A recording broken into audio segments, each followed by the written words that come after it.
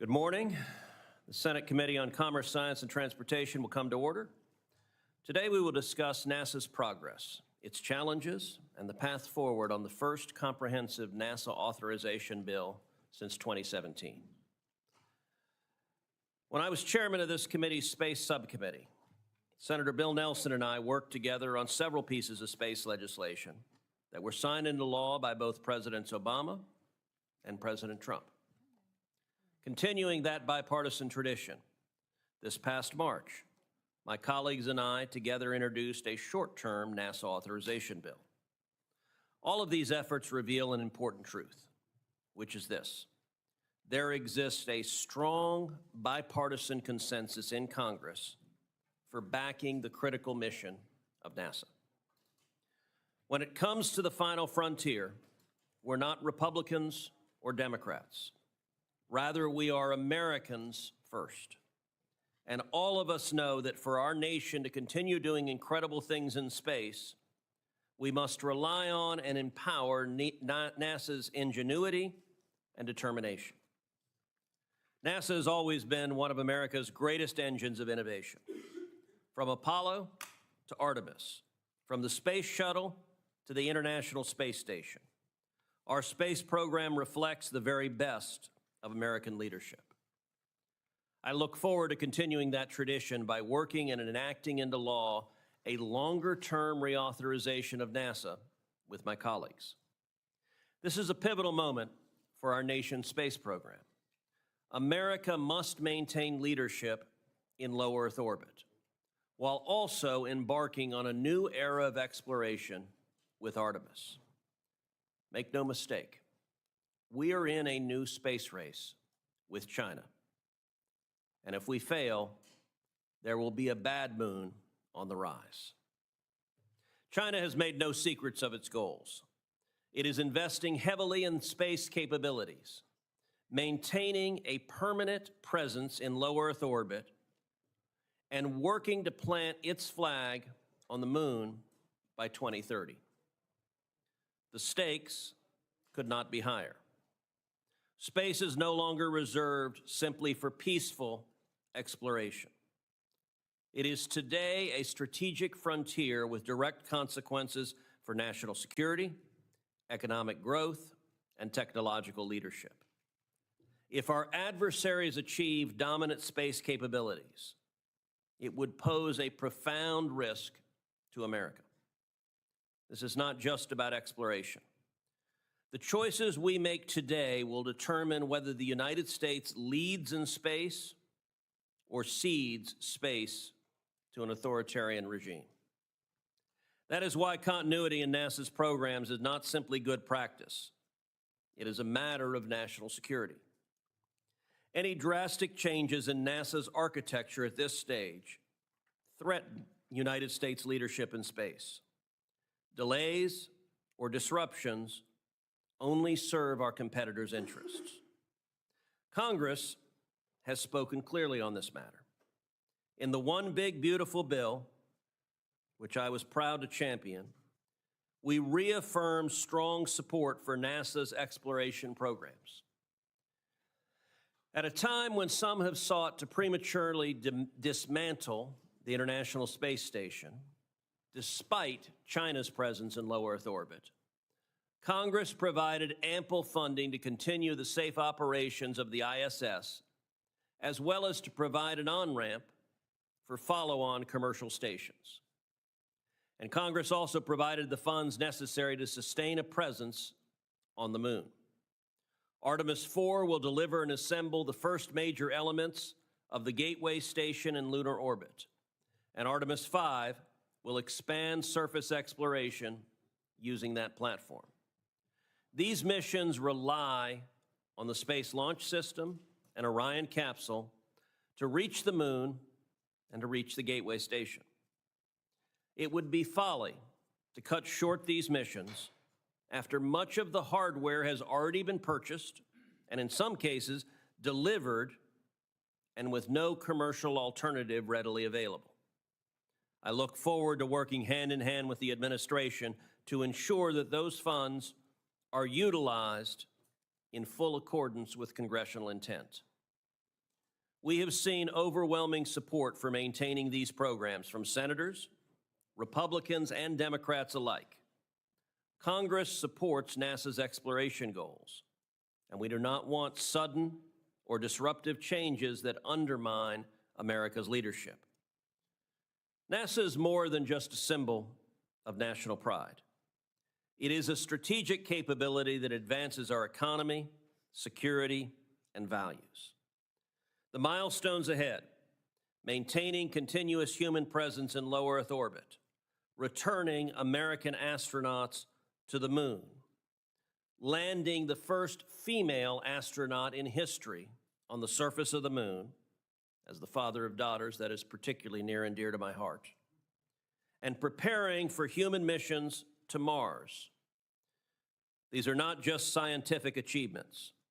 They are fundamental to America's role in as the world's leading spacefaring nation. America must remain the world's leader in space. With steady leadership and clear direction, I'm confident that we will. I now turn to Ranking Member Cantwell. Thank you, Mr. Chairman, and I'm glad to join you today in this fight to say we must maintain our focus on returning to the moon. It's good to see the witnesses here, Mr. Cutler, Mr. Gold, Mr. Bridenstine, and Lieutenant General Shaw, but also want to recognize Bill Nye, also a Northwest Planetary Society individual who is here today as well. I look forward to all your testimony. Today, we're here in a race with China to return to the moon and stay there. Beating China back to the moon isn't just about bragging rights, and it's certainly not just about grabbing headlines. But today, it's clear that President Xi, President Putin, and Prime Minister Modi are all in China having a big national security and strategic discussion that could easily include space and defense and security and defense implications. No surprise, actually, that Kim Jong-un is also there. Let's just take for a consideration that he would like to figure out how to improve his rocket technology with more accuracy, more distance, more tracking. I don't like the scenario. The strategic value of maintaining our position to live and work in space is critical.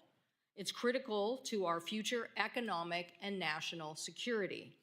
Returning to the moon requires us to push the limits of technology to find the solutions that we can solve and maintain our national defense and innovation economy. All you have to do is look back to the 1960s and look at the development of technologies that created an ecosystem within the United States of America that led to discoveries and innovations that we're still now counting on today. So we must not waver in this important mission of technology and national security defense. I believe each of the witnesses will tell us something about this today and why the consequences of failing to achieve this goal will be monumental.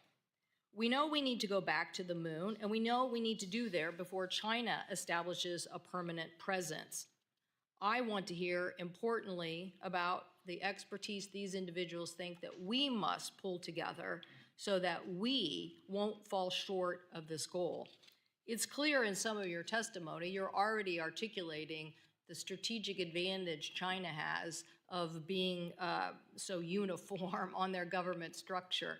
We, on the other hand, are trying to work both within the government and within the commercial sector on a partnership that allows all of us to creatively work together and move forward.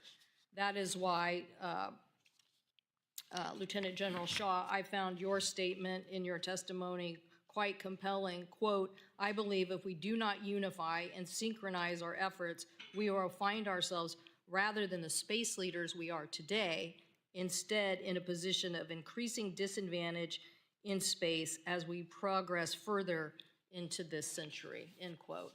I don't want to see that reality either. I want us to explore how to get the most out of NASA's commercial partnership and determine if sufficient redundancy in the provisions of commercial space are there to ensure that. The state of Washington plays a very proud role in the exploration of the space and space economy, about 77,000 people employed today just in the space economy, obviously more than 100,000 employed in aerospace in general. So these are important companies to us: Aerojet Rocketdyne, Boeing, Blue Origin, all working on rocket infrastructure, crew capsules, Gateway lunar landing orbit stations, and human landers. All of these are so important. And also just a shout out to the returning Colonel Ann McLean from Spokane, who just returned from serving as the commander on the IS mission from March through August of this year. So yes, we have a lot of people thinking about space in the Northwest. So I am concerned about the current plan and what we are doing to make sure that we continue to push forward. I would love to see the continued focus on dual landers, given how important they are going to be for the future. It's not just one time, it's many times. This is an operation where we're going to continue to return and be an operational system. So I want to make sure that we have the best. I want to make sure that NASA has backup plans that takes advantage and ensures that the already delayed mission does not slip any further. I don't know that it takes a genius to figure out that while China may be projecting 2030 or some time period, there's nothing to say that they won't go sooner. There are people we talk to and trying to brief the press about this today who are betting that they are going to go sooner and that they are going to beat us. So we don't need another Sputnik moment. It's already happened. The only thing we have to do is make sure we in Congress get the budget right and support the Artemis mission. I appreciate everything the chair has done in putting money towards the Artemis mission, and I appreciate everything that we are doing collectively to assure that the administration spends it. But I also want to point out that, as Lieutenant General Shaw also says, this whole cislunar communication architecture, that is the space between the Earth and the Moon. That is what China would love to do. Go dominate the communication system between the space and the Moon. That's what they're already working on. We can't allow that to happen. We need to continue to move forward quickly, fastly with these investments because our national security and defense depends on it. I thank you, Mr. Chairman. I look forward to asking the witnesses more detailed questions about this, the President's budget, and why we need to make sure that we are funding this appropriate mission for the future, not just of our innovation, but also for our national security. Thank you. I thank the ranking member. I'd now like to introduce our witnesses for today. Each witness exemplifies essential elements of maintaining U.S. leadership in space. Our first witness is Mr. Alan Cutler, President and Chief Executive Officer of the Coalition for Deep Space Exploration, a national organization comprising more than 50 space industry businesses and stakeholders dedicated to ensuring that the U.S. remains the leader in space exploration. Our second witness is Mr. Michael Gold, President of Civil and International Space for Redwire, where he leads a variety of commercial space activities. Prior to Redwire, he served as NASA's Associate Administrator for Space Policy and Partnerships, where he directed the development and implementation of the Artemis Accords and the negotiations for the Lunar Gateway. Our third witness is a good friend, the Honorable Jim Bridenstine, Managing Partner of the Artemis Group. He previously served as the 13th Administrator of NASA. Under Mr. Bridenstine's strong leadership, NASA launched the Artemis program to explore the moon and to prepare for missions to Mars. And our final witness is Lieutenant General John Shaw, the former Deputy Commander of the U.S. Space Command, where he was responsible for conducting operations in, from, and to space to deter conflict. Mr. Cutler, you are recognized for 5 minutes. Thank you. Chairman Cruz, Ranking Member Cantwell, members of the committee. Thank you for the invitation to testify today and for your consistent bipartisan support of NASA. That support has been critical to advancing our mission to return American astronauts to the moon and building a sustained presence there. The most recent example of this support is the funding of NASA in the Budget Reconciliation Bill that supports facilities and activities from Earth to Mars, including funds for the Artemis 4 and Artemis 5 missions. Artemis is more than a space program.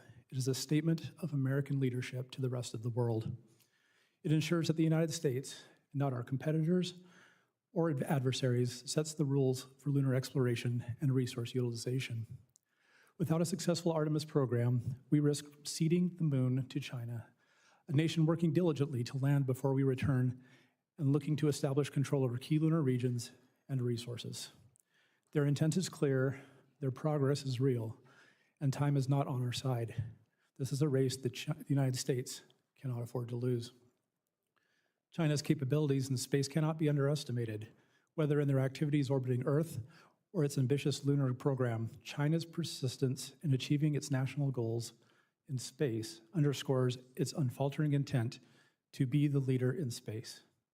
Recent progress by China includes a successful static fire test of the Long March 10 rocket, as well as successful early lunar lander tests to determine its capabilities. The United States still retains advantages with the Space Launch System, Orion, Gateway development, and exploration ground systems processing, but appears to trail China for the critical final leg in space to the moon's surface, the development of a lander. Let me be very clear. The country that lands astronauts on the moon next shapes the rules of engagement in space for decades to come. The current Artemis program is making strong progress, but we need every element to execute its role. The technical challenges that need to be overcome to land on the lunar surface cannot be ignored, and Congress must keep a watchful eye on how that effort progresses if we are to win. Artemis 2 is preparing for its crewed launch next year, but the work does not stop there. There is mission hardware being built today from Artemis 3 through Artemis 9. Factories are running, hardware is being manufactured, and thousands of Americans across the country are at work to make this campaign successful. Additionally, the United States is leading a growing coalition of 56 partner nations under the Artemis Accords, a global community initiated under President Trump's first term, focused on supporting a set of principles for peaceful, sustainable, and cooperative space exploration. The rewards of advancing our lunar program extend beyond beating China. Artemis is an economic engine here at home. For every dollar invested in Artemis, $3 flow back into our economy, supporting advanced manufacturing, creating high-quality jobs, and driving innovation that benefits Americans in their daily lives. Supporting Artemis to beat China creates stronger communities, a stronger industrial base, and a stronger America. This race is not just about the moon. It is about economic growth, global competitiveness, and national security. Congress can strengthen our national capabilities with a robust NASA authorization bill to reaffirm our commitment to the current plan and make improvements where necessary.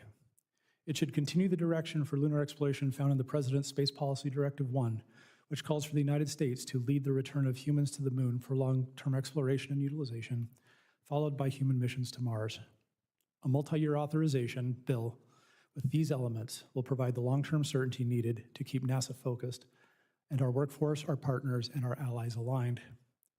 Great strides are being made from lessons learned after the Artemis 1 mission, and even greater efficiencies and cost reductions could be realized by cutting unnecessary requirements that are not safety critical, requiring a plan for a phased approach to commercial services for future Artemis missions to further drive down costs, and ensuring that decision-making at NASA centers and industry sites is available when the work is happening, increasing efficiency. These steps will make Artemis more agile, more sustainable, while keeping the United States on track. But passing a bill on its own will not be sufficient. Congress must hold NASA accountable for implementing the laws Congress enacts. Mr. Chairman and members of the committee, the progress we have made is invaluable. The investments you have supported are paying off. The industrial base is ready and capable, and the Artemis generation is being inspired.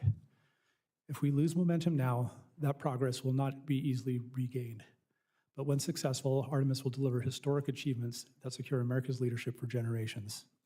With your continued support, Artemis will secure a place on the moon before China, strengthen our economy here at home, and keep America strong.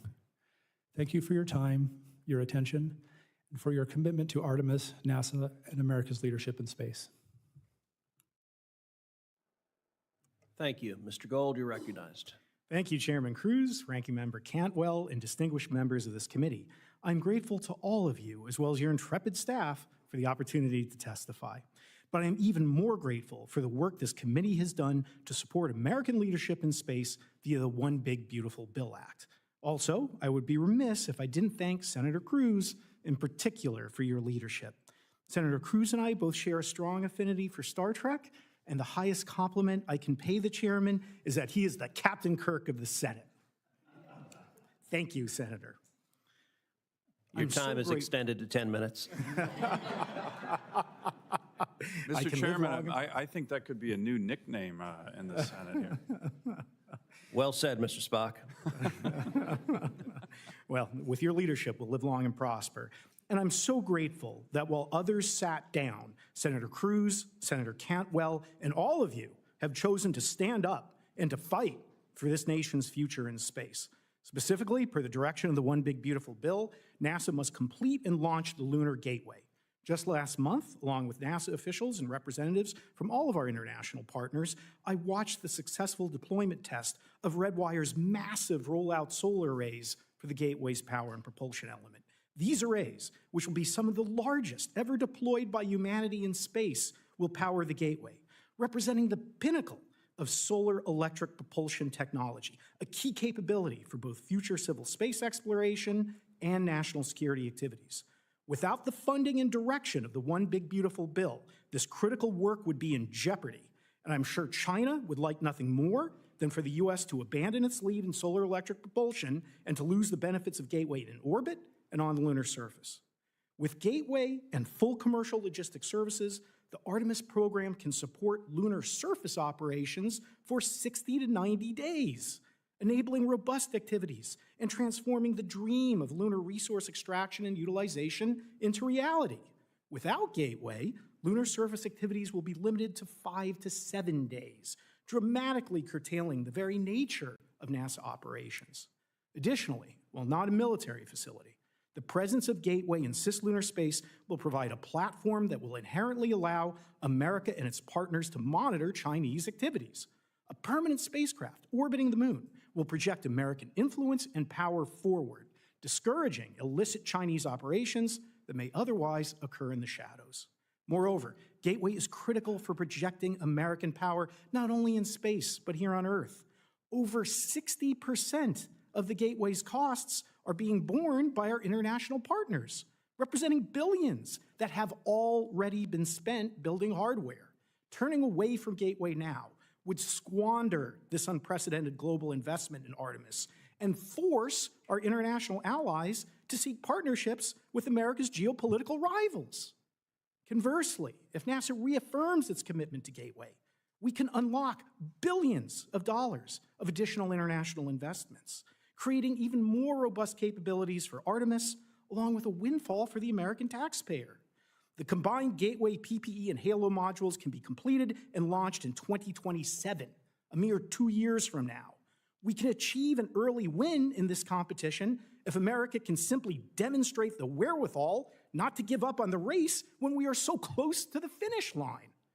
Additionally, the success of our lunar and Martian exploration efforts depend upon maintaining a strong foundation in low Earth orbit. The technologies, experience, and partnerships that occur in LEO drives the capabilities of our entire space enterprise. For example, at Redwire, using our biofabrication facility on the International Space Station, we have printed the first ever human meniscus in space. Who doesn't need a meniscus? We follow this up with printing live cardiovascular tissue and bringing it back, still live. Eventually, we could print whole organs in space, and that would save countless lives. We're also at Redwire making even more progress in drug development with our pillbox system that has now flown 32 times on the International Space Station. We've demonstrated how larger and more uniform seed crystals can be grown in space, leading to the development of enhanced pharmaceuticals with better efficacy, longevity, and fewer side effects. There is no question in my mind that microgravity manufacturing will transform the pharmaceutical and biotech fields. The only question is, will those benefits be enjoyed in China or here in the United States? Without the funding of the One Big Beautiful Bill Act and explicit action by NASA within the next few months, we run the risk of reducing the number of American astronauts on the ISS from 4 to 3 and then down to 2. If this committee's directives are not followed, for the first time in history, there will be more Chinese astronauts in space than Americans. This should be unacceptable. Unacceptable to Congress, unacceptable to NASA, and unacceptable to this nation. Again, I'm grateful to this committee for the support of Artemis, the ISS, and NASA science. Together, we must speak out with one unified voice that we will not cede LEO, our international partnerships, and the moon to the tender mercies of the Chinese Communist Party. I urge us, all of us here today and listening online, to fight. Fight for the ISS, fight for Artemis, and fight for America's future in space. Thank you, Mr. Gold. Mr. Bridenside. Thank you, Chairman Cruz, Ranking Member Cantwell, members of the committee. It's an honor to be here. After hearing Mike Gold's testimony, I want to comment on a few things in my 5 minutes. Number one, everything he said about medicine and microgravity is correct. We are seeing transformational capabilities in pharmaceuticals because atoms and molecules organize differently in microgravity than they do here on Earth. There are drugs that we are demonstrating on the International Space Station that we can create that can do things like, we had a drug, a Merck drug, Keytruda, which is for lung cancer, and we were able to make that drug so that instead of trying to find out if within 2 or 3 months if it's going to be efficacious, you can find out within 2 to 3 weeks whether or not it's going to be efficacious. Instead of administering it with an infusion, which takes time and is painful and is costly, you can do it with a pill. These are and that's just one drug that is improved. We're talking about drugs to treat diseases that have never been treatable before. To piggyback on what Mike Gold just said, we are either going to have that capability in the United States because we have a permanent human presence in space with a fully mission-capable space station, or we're going to cede that to China. It is really that simple. Now, that's just on the pharmaceutical side.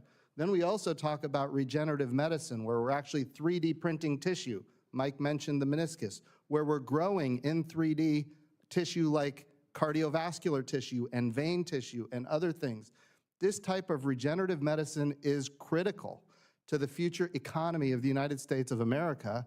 And if we want to not have a fully mission-capable system, if we want to not have a permanent human presence in space, then not only does that capability go to China, but all of our international partners go to China as well because they want that capability. This is a big deal. So that's on the low Earth orbit side of things. And Senator Cruz, I know you're getting a lot of accolades today, but it is absolutely true. The One Big Beautiful Bill with the $10 billion additional dollars for NASA human spaceflight was in large part you're doing, and I know it was bipartisan. I know the One Big Beautiful Bill might not have been bipartisan, but that element was in fact bipartisan, and I know senators on both sides of the aisle are grateful for your leadership on that. So very important. I would also say the purpose of this hearing is, are we going to be able to get to the moon first? I mean, that's the title of the hearing. And I will tell you, and I know there's going to be questions, and I'll go into more depth later, but look at the architecture that we have developed to land American astronauts on the moon. Look at the architecture. It is extraordinarily complex. In some cases, it hinges on me saying here today that it is highly unlikely that we will land on the moon before China. And I'm going to explain it in the next 2 minutes. So, number one, we have the SLS rocket, which is the most powerful rocket ever built. And Senator Cruz mentioned, yes, it has had its problems in the past. It has been expensive. It had overruns, all those things. But it's behind us. It's done. We need to use it. We have the Orion crew capsule, which, quite frankly, is a shiny object in this whole thing. The Orion crew capsule is not only usable today, but ultimately the cost is going down because more and more of it is reusable every time we use the Orion crew capsule. Those two elements are in good shape. I will tell you, I have been critical of both in the past, in front of this committee and other places, and I'm more than happy to be critical of all of our contractors, just to be really clear. But I will say what we don't have today. Here's what we don't have today. We don't have a landing system for the moon. And there was a moment in time when we had no NASA administrator. It was after I was gone and before Senator Nelson became the NASA administrator, an architecture was selected. And I don't know how this happens, but the biggest decision in the history of NASA, at least since I've been paying attention, the biggest decision happened in the absence of a NASA administrator. And that decision was, instead of buying a moon lander, we're going to buy a big rocket. And I want to be clear, we need this rocket to be successful. It's important for the country and it's transformational. But in the meantime, the architecture is as such. We need to launch Starship. That first Starship is a fueling depot that's in orbit around the Earth. Then we need to launch, nobody really knows, but it could be up to dozens of additional Starships to refuel the first Starship. So imagine launching Starship over and over and over and over and over and over and over and over, dozens of times, no delays, no explosions, to refuel the first Starship. Then once it's fully refueled, then that Starship has to fuel another Starship that is in fact human-rated, which that process hasn't even started yet.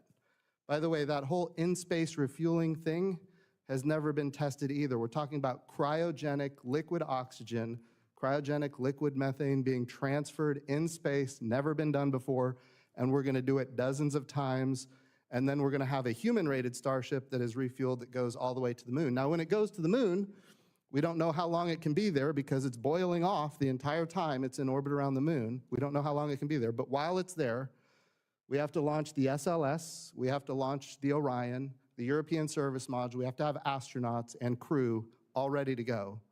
And they have to orbit the moon themselves in that window when Starship is around the moon, and then they have to dock around the moon. They have to transfer from the Orion into the Starship. It has to go down and land. When it's on the surface of the moon, Starship is gone, or Orion is gone for the next 7 days until it comes back around in near rectilinear halo orbit. So our astronauts are right now planning to be on the surface of the moon for a period of 7 days without any way home. This is an architecture that no NASA administrator that I'm aware of would have selected had they had the choice. But it was a decision that was made in the absence of a NASA administrator in the last administration. It's a problem, it needs to be solved, and that puts us as a nation at risk of not being the first on the moon. I should say the first next on the moon, because we did land in 1969 to 1972.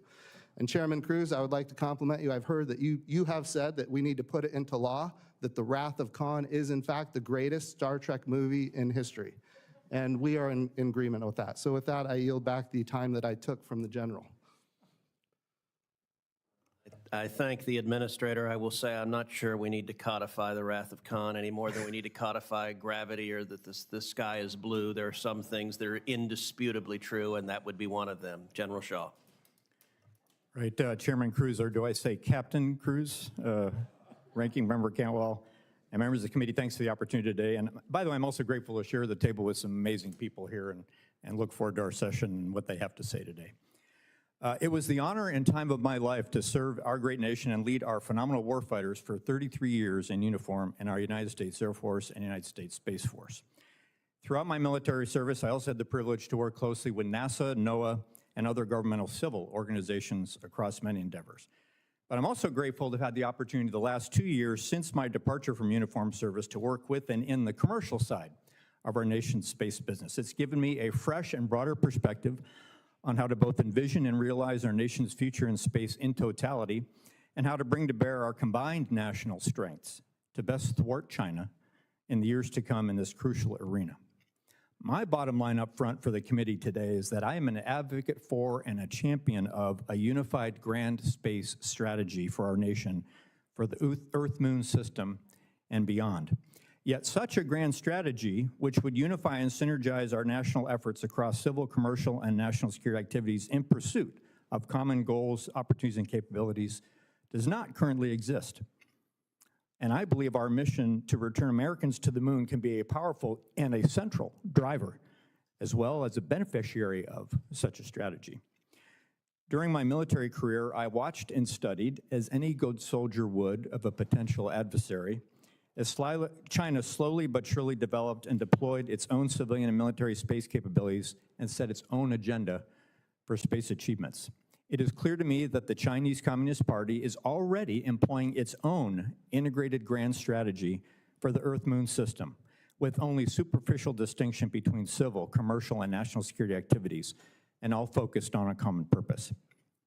And as the senator has already made my next point, I think if we don't unify and synchronize efforts, we may find ourselves, rather than a leadership position, in a position of increasing disadvantage as we get further into this century. Human progression in any domain both has and will involve a robust mixture of exploration, economic opportunities and growth, and security activities to set conditions for success. Space is no different. And by the way, I realize I'm probably representing of those three things, exploration and commercial and economic growth and national security. I'm representing the national security end here, but I also want to say I am passionate and excited about all three of those things. And that's how we're going to succeed as a nation. A notional example for a grand space strategy, objective, would be to set the conditions, standards, and proper incentives for the establishment of an orbital and lunar logistics infrastructure, one that would enable increased capabilities and performance for space activities of all kinds throughout the Earth-Moon system. Such an infrastructure would include on-orbit manufacturing, assembly, refueling, replenishment, and other forms of servicing. We already know that we will need such an infrastructure to sustain human presence on the moon, solely from just the exploration approach. But such an infrastructure could also and will benefit dynamic space operations for national security platforms as well as for commercial endeavors. Yet our national approach to space logistics to date has appeared disjointed and inconsistent to those in the commercial community, and I hope my panelists maybe address this and see their perspective, is seen as inconsistent to those who might want to invest in those capabilities. The Chinese are already matching and perhaps even outpacing us in this logistics pursuit. Here's a recent example. Just in the last few weeks, this summer, as observed by open sources and reported in media, we have seen China perform a docking and apparent refueling operation between its SJ-21 and SJ-25 platforms in geosynchronous orbit. Following that fuel transfer activity, the docked spacecraft together, this was just last month, performed the largest single maneuver in geosynchronous orbit ever yet conducted, likely in excess of 330 meters per second. That's a lot, actually. Well, at least by today's standards. Someday that will be a pittance, but today that's a lot. Other examples of area where I believe we can move faster and more effectively under a unified strategy include cislunar space domain awareness and a cislunar communications architecture, both, again, necessary for sustained human presence on the moon. I'm also supportive of swiftly developing nuclear fusion power solutions in space, which are compelling to sustain operations on the lunar surface, but could also better enable national security activities, such as in the form of nuclear propulsion, and could unlock new commercial opportunities and benefits as well. I will point out that China is developing or has already fielded capabilities in each of these example areas: cislunar domain awareness, cislunar communications, and space nuclear power. The challenges are great, the matter is urgent, but I'm optimistic we can indeed, via a unified grand strategy for space, thwart China's ambitions and continue the United States' leadership in this ultimate high ground. In the words of a different Star Trek captain, let's engage and make it so. I look forward to your questions. Thank you to each of you. Mr. Bridenstine, let's start with China, a topic you addressed at some considerable length. China is on an aggressive timeline to put astronauts on the lunar surface by 2030, and they appear on track to do so. They're also currently operating a space station right now in low Earth orbit. Mr. Bridenstine, China is racing to control the moon and low Earth orbit, and they're not shy about using space to expand their power on Earth. If America doesn't beat them, if we cede the lunar surface or continuous presence in orbit to Beijing, what does that mean for our national security, our economy, and America's leadership? Very important question. So here's how I view things, and I think the general will appreciate this from my time as a lieutenant in the Navy. We did joint professional military education, and we learned this thing called the DIME theory of national power. And in each of those elements, you have, it's an acronym, DIME: diplomatic, information, military, economic power. When I was at the helm of NASA, my goal was to always think about what we're doing in those elements. How does this advance diplomatic power? How does it advance information power, military power, and economic power? On the diplomatic side, you mentioned the International Space Station and the next generation commercial space stations. On the diplomatic side, we have like 15 different countries that are operating the International Space Station today. We've had astronauts from, I think, 21 different countries at this point. We've had agreements with actively, I think we've got over 600 or 700 agreements now internationally as it relates to missions. NASA is a key element of diplomatic power for this country. I will tell you, I don't think it's often used correctly. I mean, we could put it on the table for a whole host of, kind of carrot and stick kind of activities to benefit the United States of America and an America First policy. That's the way I thought about it when I was the NASA administrator. On the information power side of things, one of my big things that I had, one of my first eye-opening experiences at NASA, when we landed InSight on Mars. This was a lander that was going to land on Mars and help us understand Mars quakes. Like, how is it organized inside? Well, when we landed InSight on Mars, it was on the cover of every newspaper worldwide. That's amazing information power, including one newspaper was the hardline newspaper of the Islamic Revolutionary Guard Corps in Iran. Now, I'm not saying we want to win their press, but at the end of the day, it was a story about how we landed on Mars. But their Sunday comics are excellent. But it was a story about how we landed on Mars, and it was a story about how we did it, when we did it, what we were doing, and it had a list at the end. The last was all of our international partners that participated with us in that. This is a newspaper in Iran where they don't get good information about the United States of America, but when we land on Mars, it changes things. It changes the perception of young people towards this country that we love. And I think that's an important power, information power. Of course, everybody likes to talk, Apollo 11 when we landed on the moon and the whole world watched. I mean, that's information power that we reference even today. If we can land on the moon, why can't we do these things? That kind of thing. On the military side, NASA is not strong. We don't play military. We don't report to the Secretary of Defense. But a lot of our technologies and capabilities, in fact, have dual use capability. One thing that concerns me greatly right now is the devastating consequences happening to the Jet Propulsion Laboratory out in California, JPL. They're the ones that build all the Mars landers. They're the ones that have landed on Mars 9 times in history. But a lot of that technology, make no mistake, has military application, and we're at risk of losing a lot of that. So I think that's important to note as well. Finally, that's the military side of things, but it's really not where NASA plays. NASA plays in exploration, science, discovery. The E, and this goes back to the opening statements, the E is economic power. When it comes to pharmaceuticals, regenerative medicines, advanced materials, article came out, China is using their space station to create new advanced materials for hypersonics, materials that my understanding is we don't have right now, although maybe somebody knows something I don't know. At the end of the day, we have to use microgravity, where we know atoms and molecules organize differently. We have to use it to our advantage, and advanced materials, China is doing that. And we're not doing it the way we should, and we're at risk of losing it. So all of those elements, I think, are important. When we think about the great power competition with China, we need to think about NASA being used for diplomatic power, information power, military power, and economic power. Thank you. Gateway will be America's eye in the sky in cislunar space, extending our lunar surface program by enabling longer missions, heavy equipment delivery, and protection of U.S. assets, while paving the way for advanced infrastructure like Interim Administrator Duffy's goal of a lunar nuclear reactor by 2030. Meanwhile, China has made it clear that it intends to build its own cislunar station as a platform to dominate the moon and to pursue critical resources such as helium-3. Mr. Gold, in your judgment, why is it critical that the United States lead with Gateway and cislunar before China builds its own cislunar station and uses it to control the moon?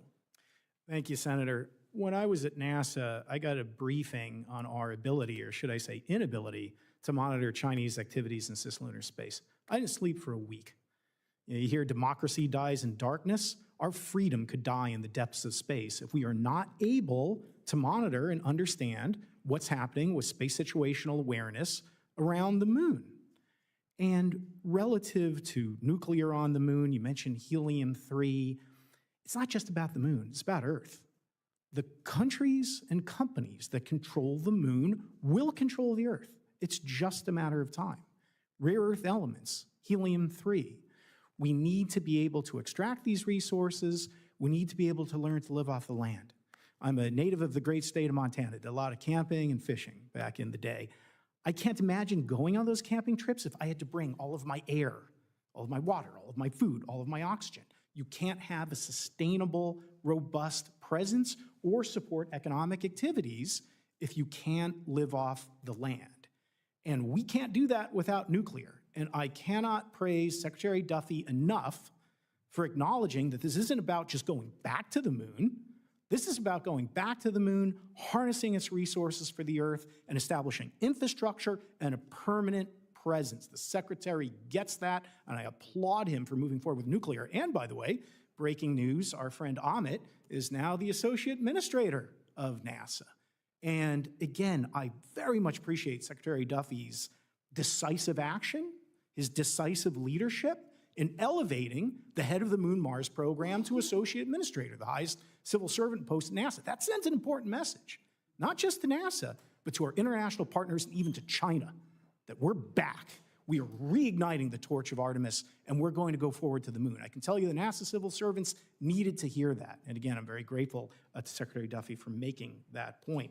At Redwire, we're developing a system called Mason that's going to use microwaves to sinter regolith, to create landing pads, berms, roads. We need to be able to build that infrastructure. But more than anything, we need to be able to rebuild our credibility here on Earth. When I was negotiating the gateway agreements with the European Space Agency, and thank you for that privilege, Jim, they learned one thing about popular culture, maybe from the comics and the Tehran Times there, Lucy and the football. They told me, Lucy and the football, why should we sign up with you? Trump administration will be gone in a year and a half. We would look foolish for making that investment. And I told them, you know what, you're right. Don't listen to me. They're justifiably skeptical. NASA has failed to sustain a beyond LEO human spaceflight program since Apollo. Failure hasn't just been an option, it's been a certainty. So how did I convince the Europeans? Senator Cantwell, I had your help. And I told them, don't listen to me. Listen to Senator Cantwell. Listen to Senator Nelson. Listen to the bipartisan coalition that Jim Bridenstine created. Because if we lose, then they will carry forward. And if we cannot show that we can be a good partner, that we can be a reliable partner, all the benefits that we talked about, diplomatically, economically, will go to others. We're talking a lot about Star Trek. The reason I love Star Trek, not just the adventure, not just the stories, but because it said we're not going to have just better technology, but a better future in space. We launch not just our astronauts and hardware, we launch our values. And if we can't move forward with Gateway, if we can't move forward with Artemis, we will lose that future to the Chinese. Well, thank you both for your testimony. I will say I was disappointed with both of you that you guys left Matt Damon on the surface of Mars. But other than that, you both did an excellent job. Ranking Member Cantwell. Thank you, Mr. Chairman, and thank you all for illuminating this issue of why we need a grand strategy. I think it's a good terminology that equates to the notion that the time is here to think bigger about the implementation of all the things. It reminds me, sitting here, how a colleague once said to me, you know, your state should be called Jefferson. I said, my state should be called Jefferson? He said, yes, it was President Jefferson who basically made the big decision to send Lewis and Clark at a critical moment in our country's history to go all the way across the United States to try to find if there was a faster path and lay claim to the Pacific Northwest, because other people were already there, obviously by ship. And the President, Jefferson, saw the importance of America's expansion all the way to the Pacific coast. So anyway, we're still proud we're called Washington, but it brings up this point about the predicate of getting there first. And I don't know if this is you, Mr. Gold, or Lieutenant General Shaw, but there are areas, particularly the south pole of the moon, that are critically and strategically important. And getting there in a timely fashion to claim those resources or claim that space seems to be just as critical as Jefferson's decision to get us all the way out to the Pacific. I don't know if one of you want to comment on that. Senator, I would say even more critical than Jefferson's decision, because this doesn't affect the country, this affects the whole world. And you're exactly right. The moon is a large place, but the number of locations that have the combination of water ice, sunlight, and other aspects that we need are actually relatively limited. And we could lose those to the Chinese if we don't move quickly. Additionally, the countries that get there first will write the rules of the road for what we can do on the moon, how we act. We've had tremendous success with the Artemis Accords. 56 countries have signed. The Chinese only have 13 for their International Lunar Space Research Station program. But if we're not first, trust me, those numbers will change. And the fear, China will eventually outspend us in space. It's inevitable. We must out-entrepreneur them. And that's why I'm so grateful for one of your constituents, Blue Origin, for example. And for some reason, this doesn't get, I think, enough play. They have spent billions of their own money to support the HLS system. They're going to launch a Mark I spacecraft to the moon, paid for all on their own dime. So I'm assuming everybody's for the redundancy of the lunar system, the lander system. Yes, yes. Okay. Absolutely. And we're grateful for your leadership to make that happen. which we desperately need, because you have to have two. You need that for efficiency, you need that for competition, you need that for safety. But again, if we don't get out there and get there first, we'll lose real estate, we'll lose the rules of the road, and we'll lose the international partnerships and the economic benefits. And helium-3, that could be a new clean power revolution that we're going to let the Chinese Communist Party have. Let's step up. We do have some companies already working on this in the Northwest, so we're very proud of that. So Lieutenant General Shaw, so this notion, I get up this morning and see all the headlines from China, and everybody's there together, including Prime Minister Modi and Kim Jong-un, although we don't have all the photos of this. And you can see that somebody could really start focusing on new alliances. What is it about the grand strategy that is so critical for us to implement from a military perspective? How can you describe it in the context of losing this first mover advantage that would be so critical to the alliances and partnerships that would help us? Senator, I think, as some of the other panelists have said, this Earth-Moon system, these opportunities on the moon, are not just for exploration alone. In any more that the Lewis and Clark expeditions were just to, I wonder what's out there. No, they were about to understand the environment, to scope it for economic growth, and of course there were security issues along the way. I'd point out that Clark was a lieutenant in the U.S. Army and representing, but there to provide security and understanding of what our borders and frontiers were. And so we need to approach the moon the same way, that it's all of these pieces, all of the dime that Honorable Bridenstine mentioned. So one of these examples that we've talked about of where I don't think where we could do this better as a nation would be cislunar domain awareness. There are going to be needs for that, just for human presence in and around the moon to understand that domain. What debris might be in lunar orbit. It's a different kind of regime than low Earth orbit that we're used to, but there are the possibility that will be things in orbit. We'll understand what's there. We'll want to understand what possible mischief could be going on. It's easy to hide things way, way out there. We'll want to understand that. So not only protecting humans in human exploration, but there is a national security need to understand that environment as part of the full Earth-Moon system. And to my knowledge right now, the Department of Defense isn't really focusing that much on that. If there's a national need to do it, why not have the Department of Defense perhaps be part of that solution and develop the capabilities it's going to ultimately need anyway? So that's this idea of where we probably could do things in a much more coordinated and synergistic fashion than we're currently doing. Well, I'm definitely very concerned about our communication security writ large, and I do think more of defense is moving into space and satellite effects of communication. And then I worry that if somebody is going to be on that frontier of the latest of technology communication in a cislunar environment, that has to be us. And we have to understand what the ramifications are of that system. Is that not correct? That is absolutely correct. And again, I'd like to point out that China sent 7 payloads to the moon last year. 6 of them were communications focused. They weren't scientific experiments. They were communications focused, the building blocks of a communications architecture.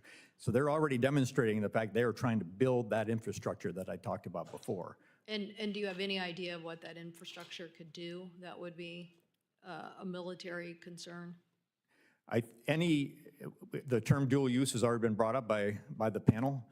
Any capability that could be used for scientific or exploration or even economic purposes invariably is going to have some sort of national security use to it of some kind. As an example, in this particular case, if there are Chinese national security payloads operating in the broader Earth-Moon system, they could leverage that communication architecture network to have continuous communications with those platforms rather than relying on strictly terrestrial relays. Oh, well, big advantage there. Thank you, Mr. Chairman. Senator Cantwell, thank you. Senator Fisher. Thank you, Mr. Chairman. Thank you, General, for your comments about defense. I chair the Subcommittee on Strategic Forces on Armed Services, and we've had numerous discussions on that since we have jurisdiction over space as a warfighting domain. So I appreciated your comments. You guys are really good storytellers. I have a short amount of time here, so I'd like specific answers. I need to leave for another hearing, and there are some things I'd like to get through. So, Mr. Gold, I'm not picking on you first, but Mr. Gold, should China be the first to establish a permanent presence on the moon, there would be serious consequences for Americans. You've spoken to that in the past, as had the administrator. I want to hear some specific examples from you on how the lives of Americans would be impacted should China establish control of the moon's resources, so Americans can reach out and touch what would really happen to their lives. The potential wealth of the moon is extraordinary and candidly even unknown at You're this telling me a story. Well, let me put it this way. China lands on the moon. The next day, we see tremendous benefits to China geopolitically, where our allies turn to them not only for space exploration, but for national security agreements, for trade agreements. The meeting that's occurring now between China, India, and Russia that you're seeing today, if China lands on the moon first, that will deepen and strengthen those economic ties. China is very good at leveraging space to drive the dime assets that Jim Bridenstine and the General are talking about. If they get there first, we will see a global realignment that will impact our economy, our tax base, our ability to innovate, and our national security in terms of diplomacy and geopolitics that will affect security and many other aspects of our daily lives. Thank you very much. Administrator, while at NASA, you helped lead the Artemis Accords and establish that framework for the principles to guide civil space exploration. China has their own framework, the internal lunar research station that's there. Can you, first of all, speak to the importance of the Accords and then speak to the risk that that we would see with those principles if they start to erode, the risk we have there for future deep space exploration, since China then would establish that permanent presence on the moon? Excellent question. A couple of things that I think are important to note. You know, when we established the Artemis Accords, it was because, and this is important, so important. We went to an event where there was a lot of international players in the space domain, and we said, hey, we're thinking about creating a moon program. In fact, we are going to create a moon program. If you'd like to participate, come to a meeting. We had like 26 countries show up, and they were so enthusiastic about being part of the moon program. It was overwhelming. And so when that was over, I came back and I called Mike Gold and I said, look, we need to figure out a way to use this as a compelling way to get people to behave properly in space, because in many ways they don't. and so I actually got Mike Gold to come to NASA to run this effort called what he termed the Artemis Accords. And at the end of the day, what we have to have is rules. So if we're going to go extract resources from the moon, there have to be rules around that. And those rules, I think, are established in law and precedent when you think about international waters. You know, just because you extract tuna from the ocean doesn't mean you own the ocean, but you get to own the tuna. And if you extract energy from the ocean, you don't own the ocean, but you own the energy. Those same principles should apply to the moon. If you extract platinum group metals, or what we call rare earth metals, or in this case, rare lunar metals, if you extract that from the moon and you apply your sweat and your equity and your effort to get those resources, you don't own the moon. The Outer Space Treaty says you can't appropriate the moon for national sovereignty. However, you can own the resources that you extract from the moon, and I think that's an important principle that we as Americans need to be leading the world on, and that's what the Artemis Accords were all about. And that's why I got Mike Gold to come lead that effort. Great. Thank you. Also, Administrator, when we look at trying to remain competitive with China in deep space, there's going to be an increased demand for commercial launches. Do you assess that demand will outstrip existing launch capacity? And if so, what can be done in order to expand that capacity that we currently have? Oh my gosh, that's an important question and very challenging. The answer is yes, we're already over capacity. Our launch facilities are basically stretching and twisting and doing everything they can to put more launch capability into the same amount of space. A couple of things I think it's important to note. I want to be clear, the architecture for the Artemis program is strained, to say the least. I would also say that we need, in many cases, we need Starship to be successful for a whole host of capabilities.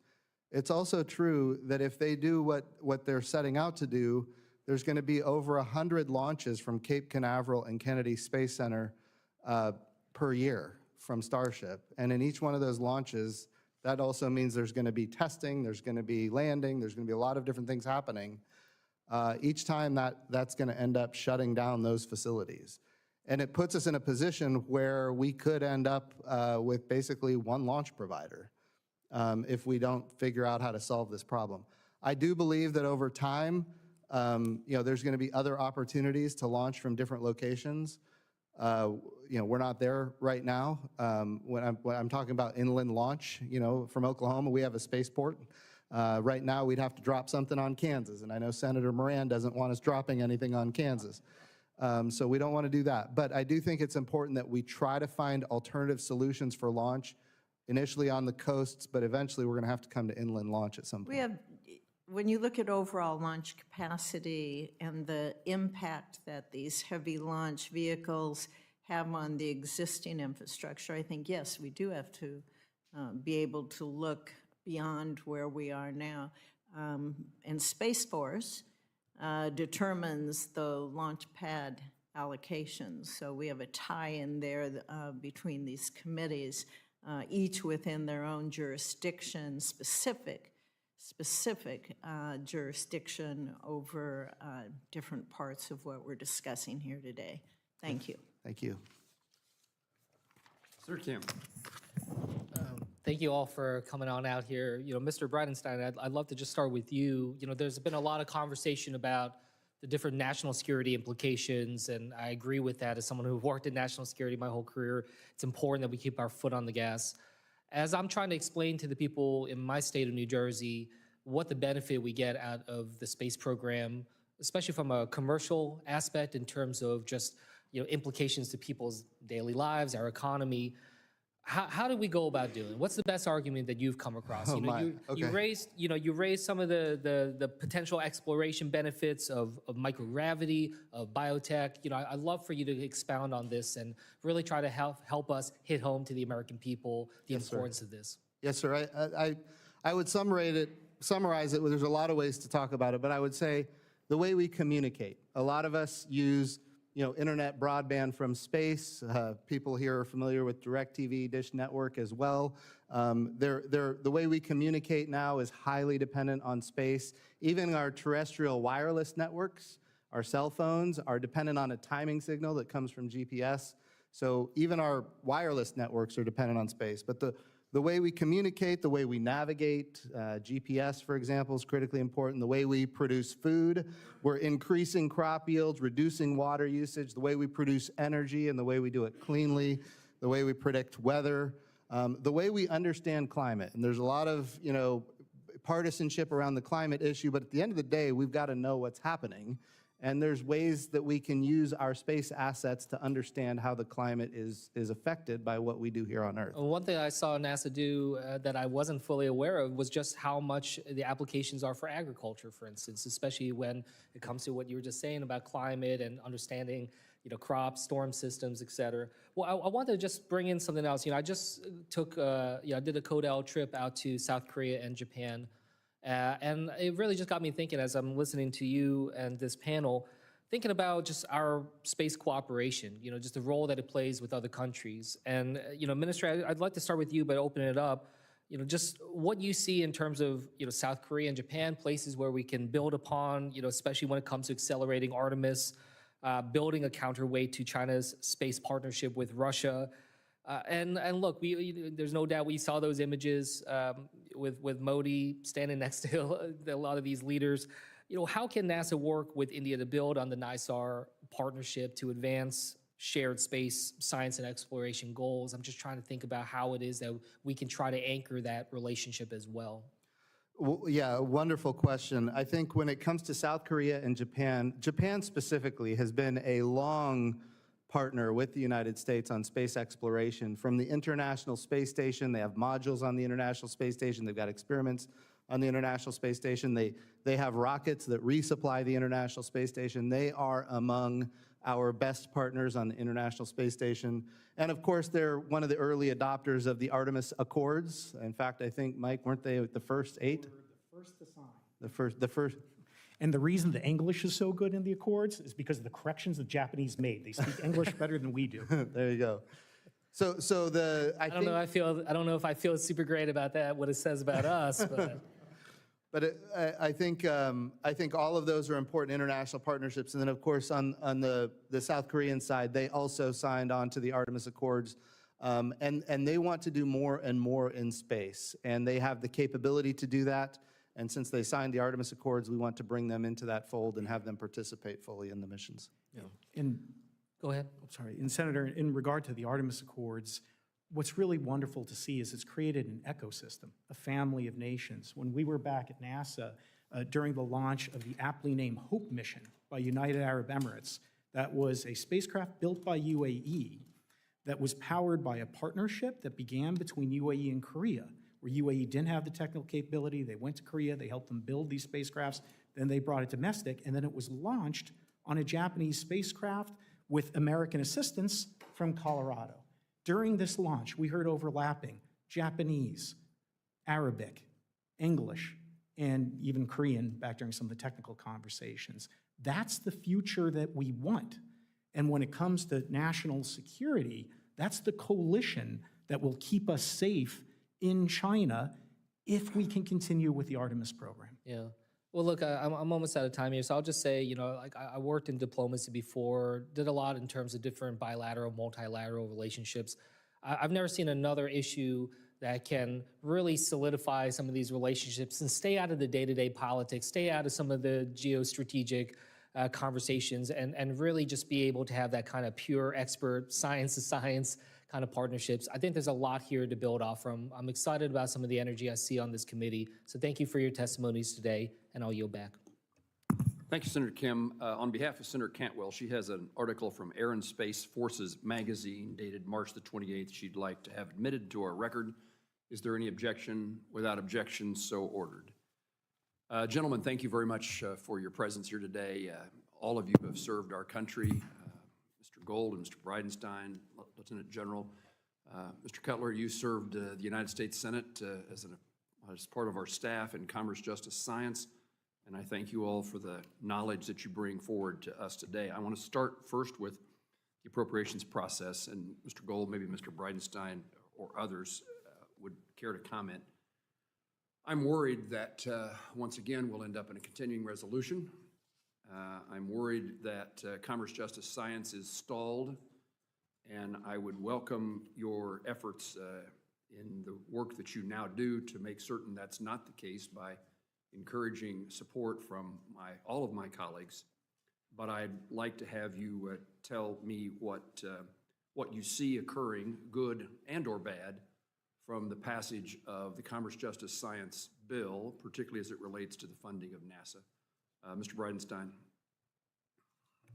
So first of all, I think it's important that to the extent that we have a CR, it's better than a shutdown. And I think we all understand that, but CRs also, it's stunning to me that people are now advocating for CRs. I want to be clear, we need to be advocating for appropriations because ultimately technology is changing, capabilities are changing, and we need to be able to change programs commensurate with the times and not just fund things the way they used to be, because then we buy obsolete things and we don't buy the right things.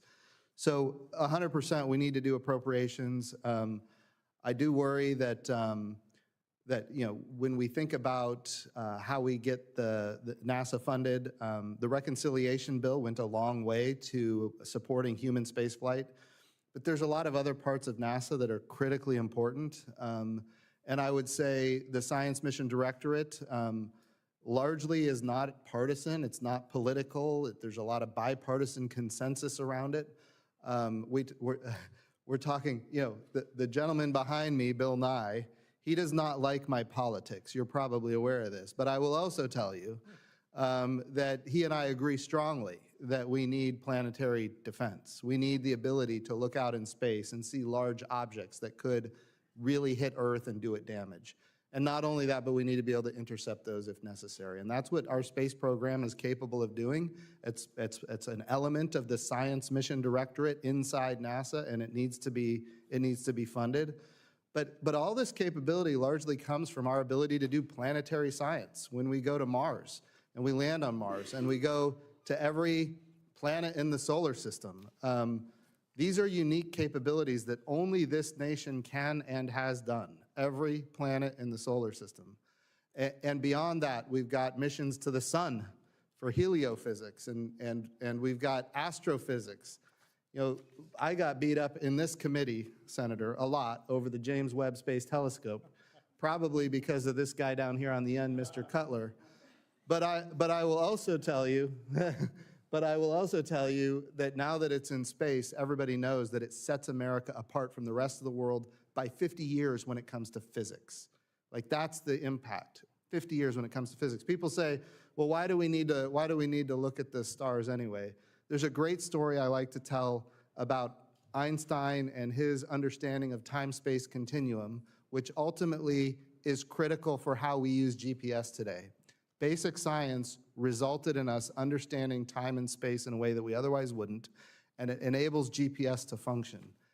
That's the type of science that we get from NASA, and that's the type of capability. James Webb, we're going to learn things about things like dark matter, and which I hate to even use that term because nobody really understands it or knows what it is, but dark energy and all these different capabilities, we're learning things that have never been discovered before, and it sets us apart. Thank you. A couple of observations. The Webb came close to being terminated for lack of progress, and the decision was made to continue. Thank you. And it seems well worth the difficulties that we went through. Secondly, I've not said this publicly, but I can intend to vote against a CR, which would mean a shutdown. And I've said this in previous years. We've gotten to the point in which it's easier. As long as it's easier to do a CR than it is to do appropriation bills, we apparently are not going to do them. And it is a mistake for this Congress to get in the habit of continuing resolutions, and unless there's a consequence, we're going to do them every year. So I think my hope is that I'll have colleagues who join me in the effort to make sure the appropriations process does not end its time early in this 2005 session. A couple of other things that I want to ask before I turn it over to my Democratic colleague, Mr. Lujan.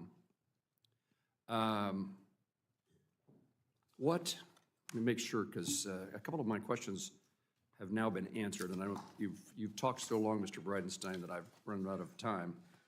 Let me go to you, General Shaw. It happens. Sorry. I'm surprised that you were never served in the United States Senate. General Shaw, your testimony, you speak to the necessity of establishing a grand strategy, of which the Chinese have already adopted, quote, to unify and synergize our national efforts across civil, commercial, and national security activities, and that we risk losing our domination in space without one. What are the pillars of a successful grand strategy capable of beating the Chinese in space? And it's also important that we concentrate some time and energy, some effort in knowing what follows once we get back to the moon in our long-term goals, what they should be. How does the strategy deal with getting us back to the moon and then also the long-term strategy of what happens next? So I would think that if in the formulation of such a strategy, probably the overarching objectives extend well beyond us returning to the moon. It is about what do we want to accomplish in this century or in the Earth-Moon system and beyond for the benefit of the nation, and those are not going to be solely exploration objectives. They're going to be about economic growth and about the appropriate security framework to ensure that we can set the conditions for that economic success against all of the forces that this panel has already talked about, and against the additional challenges we face if China gets there first and starts to establish the ground rules, almost literally, on the surface of the moon.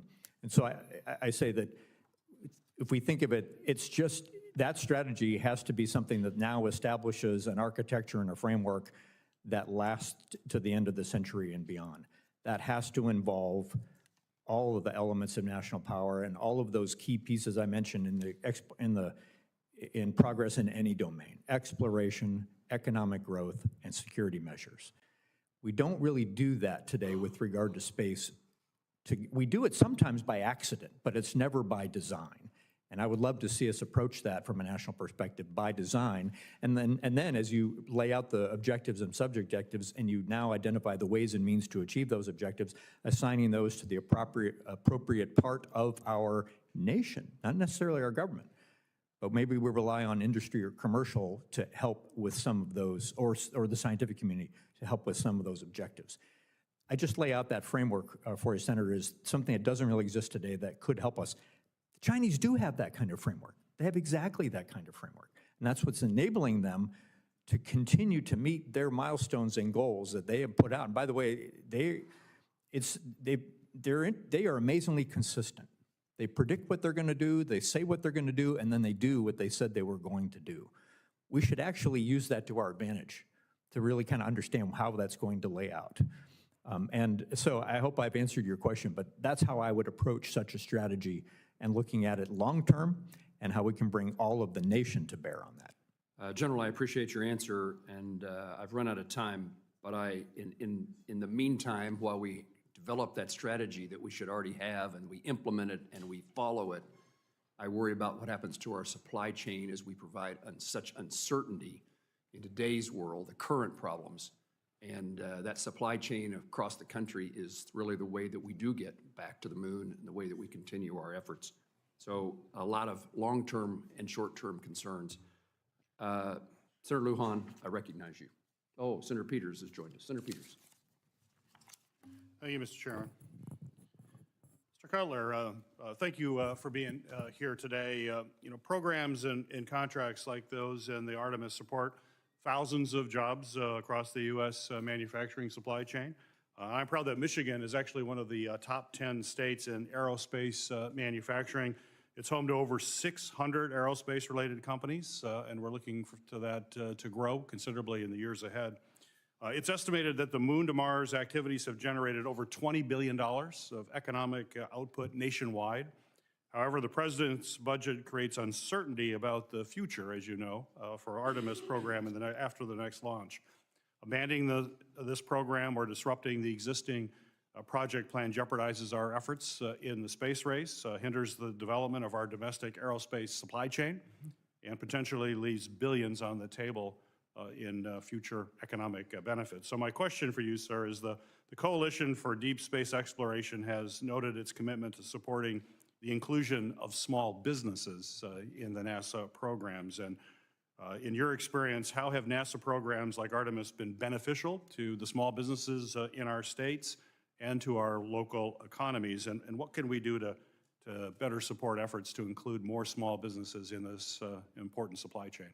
Well, absolutely. Thank you. Thank you, Senator, for the question. If you look at Artemis, just the program itself, there are 2,700 suppliers that are part of the Artemis program. That covers everything from small mom and pop shops making valves, nuts, washers, all the way up to big integrators. We can't have this program without small businesses. They absolutely are critical. And if you think about it, these missions, they need every single piece to work. It's common to hear something like, you need a million things to go right for a mission to be accomplished. You just need one to go wrong. That stems all the way up and down the supply chain. And it starts with small businesses. They are making those initial components that make Artemis possible. So absolutely critical on the small business side. And I think as we go and talked about this a little bit with Senator Moran when he was talking about CRs and that sort of thing, the instability that comes from uncertain funding, be it from not knowing if we're going to shut down, continuing resolution, are we going to continue the program after Artemis 3 with SLS and Orion? All of these things insert instability into a business's understanding. And when that happens, maybe larger companies can weather that sort of thing. Small businesses, that's hard. And I'm at the coalition. It's a small outfit. We don't have a massive staff. And essentially, I run a small business. I understand what these small guys do. They're busy. If they're working, that's their lives. It's their livelihoods. It's the livelihood of their workers. Right. And if we're not doing things to help them, I appreciate that's the problem. So Good. one of the things that we've done from the small business side, from the coalition, we've brought in some of the prime contractors. We've had them talk to the members of our coalition, small businesses. What can they do? Thank you, Mr. Cutler. Thank you. So we want to continue to focus on that. There's no question about it. Mr. Bridenstine, it's great to see you here today. It was certainly a pleasure to work with you in your previous capacity as a NASA administrator. And as you're well aware, in 2020, the President signed the Pro-SWIFT Act into law. I authored this bipartisan legislation to strengthen the nation's ability to predict severe space weather events and mitigate the harmful events. And I appreciate you championing that with me. You were very helpful in getting that bill across the finish line, so thank you.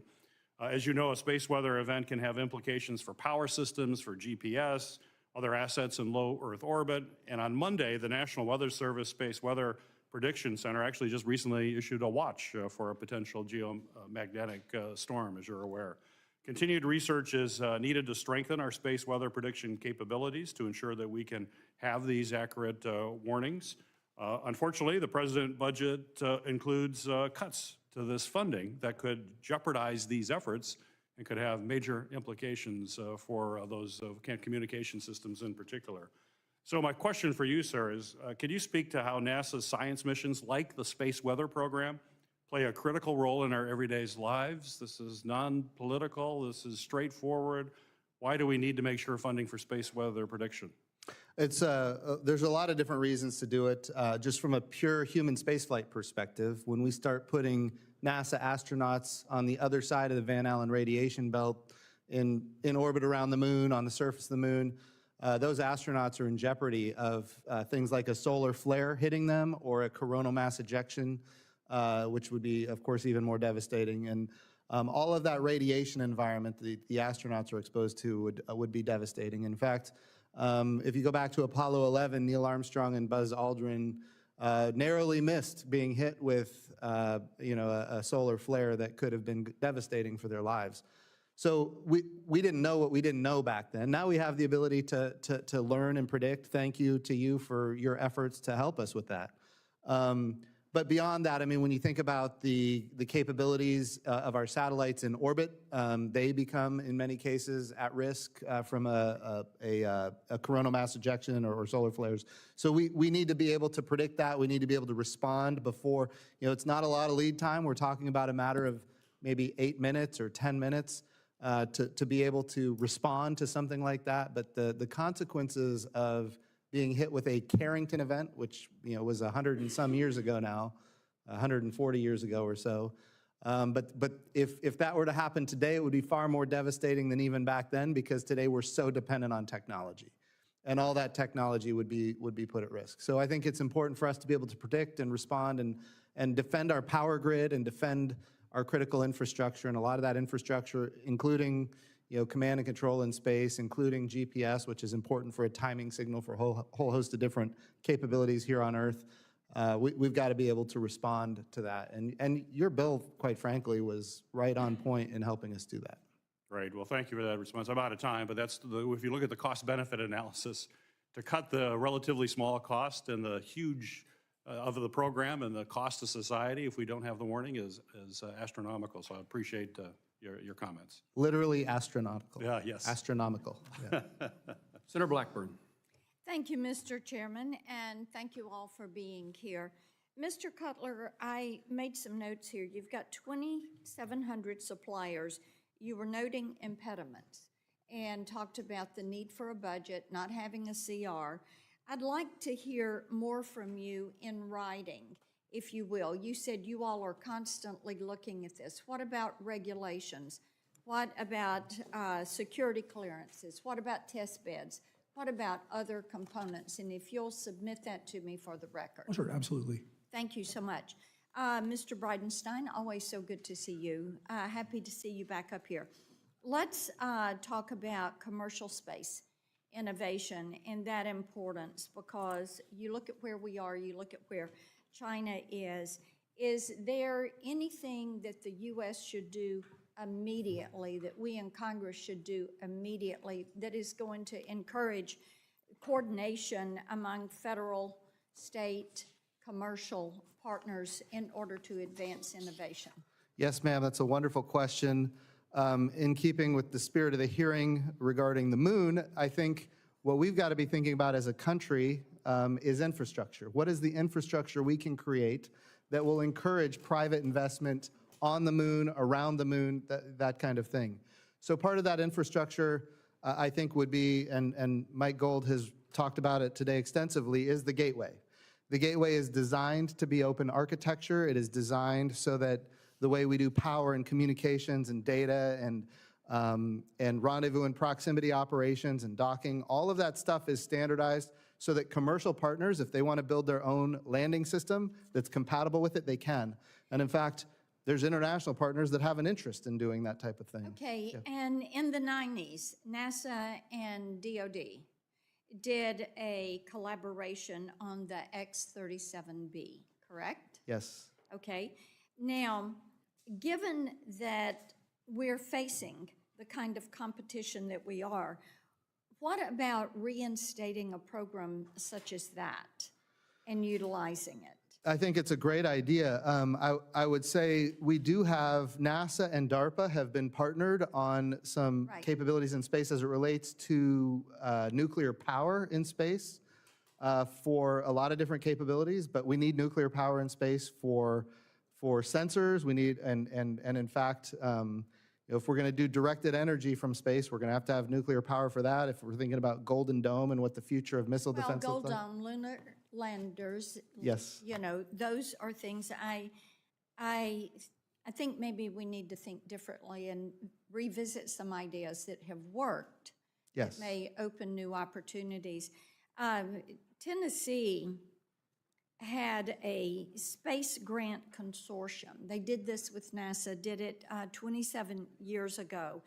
And it was there to promote space and science education throughout the state. And 15 colleges and universities, 2 not-for-profit organizations. And today the UT Space Institute is one of the leading hypersonic workforce programs in the country. And we love the work that they're doing around Space Force, that they're doing around hypersonics and the testing that can be done at Arnold Engineering. And we think this is something that is beneficial, and it encourages that interdisciplinary training that needs to take place. So talk a little bit about related items of education. Yeah. And how that affects some of the workforce that could go into some of these programs, like the program with DOD and NASA. 100%. So when you're thinking about NASA projects, we find that when we have a university as a leader of a project, you'll have students working side by side with professional engineers in a way that you see a collaboration that is really beneficial to the students. I would also say that in a university environment, you have the scientists side by side with the engineers. So they're making trades in the development of a program early. A lot of times you find that you start going down an engineering path and the science doesn't work, and it gets too late in the program and it results in delays and the cost overruns and everything else. But in a university environment where you've got the scientists and the engineers working together side by side, and you've got students in the mix learning along. And you have students who are not afraid to fail. That's it. Yeah. They are looking for opportunities to try new concepts, and I think that's why UT's program has been so successful. Thank you. Thank you, Mr. Chairman. Senator, I would also say if you look at university-led missions, overwhelmingly they're on budget and on schedule, and that's not always the case outside of universities. Senator Rosen. Thank you, Mr. Chairman. Thank you to all of our witnesses for being here today, and quite a great conversation. But I have real concerns over budget cuts, because we're talking about research, amazing research, scientists not being afraid to fail. That's how science happens, right? Sometimes the failures lead you to a positive result down the line. They tell you something. And so we've seen how NASA's investments in research and innovation, STEM education, they fuel our economy, they strengthen our national security, and actually they're inspirational as they inspire the next generation of scientists, engineers, dreamers, and thinkers, and all of those things. We know what the space program has done for us through the decades. And so I'm concerned about the president's proposed budget cuts to key programs that have long delivered value, well, right here on terra firma, right here on Earth, specifically aeronautics research at the Armstrong Flight Research Center, ISS payload operations at Marshall Space Flight Center, and science missions at Goddard Space Flight Center, just to name a few. So Administrator Bridenstine, can you talk about the potential impacts of proposed cuts to just some of these programs I've mentioned, particularly as we're building on what everyone's been asking about, innovation, scientific leadership, leadership in general, our ability to respond to these challenges, economic competitiveness, aerospace advancement, climate, and national security? Yeah, so I think it is important when we think about, when we think about NASA and the budget that it has, and you think about the size of the U.S. budget, we're talking about now an agency that has less than 1/3 of 1% of the federal budget.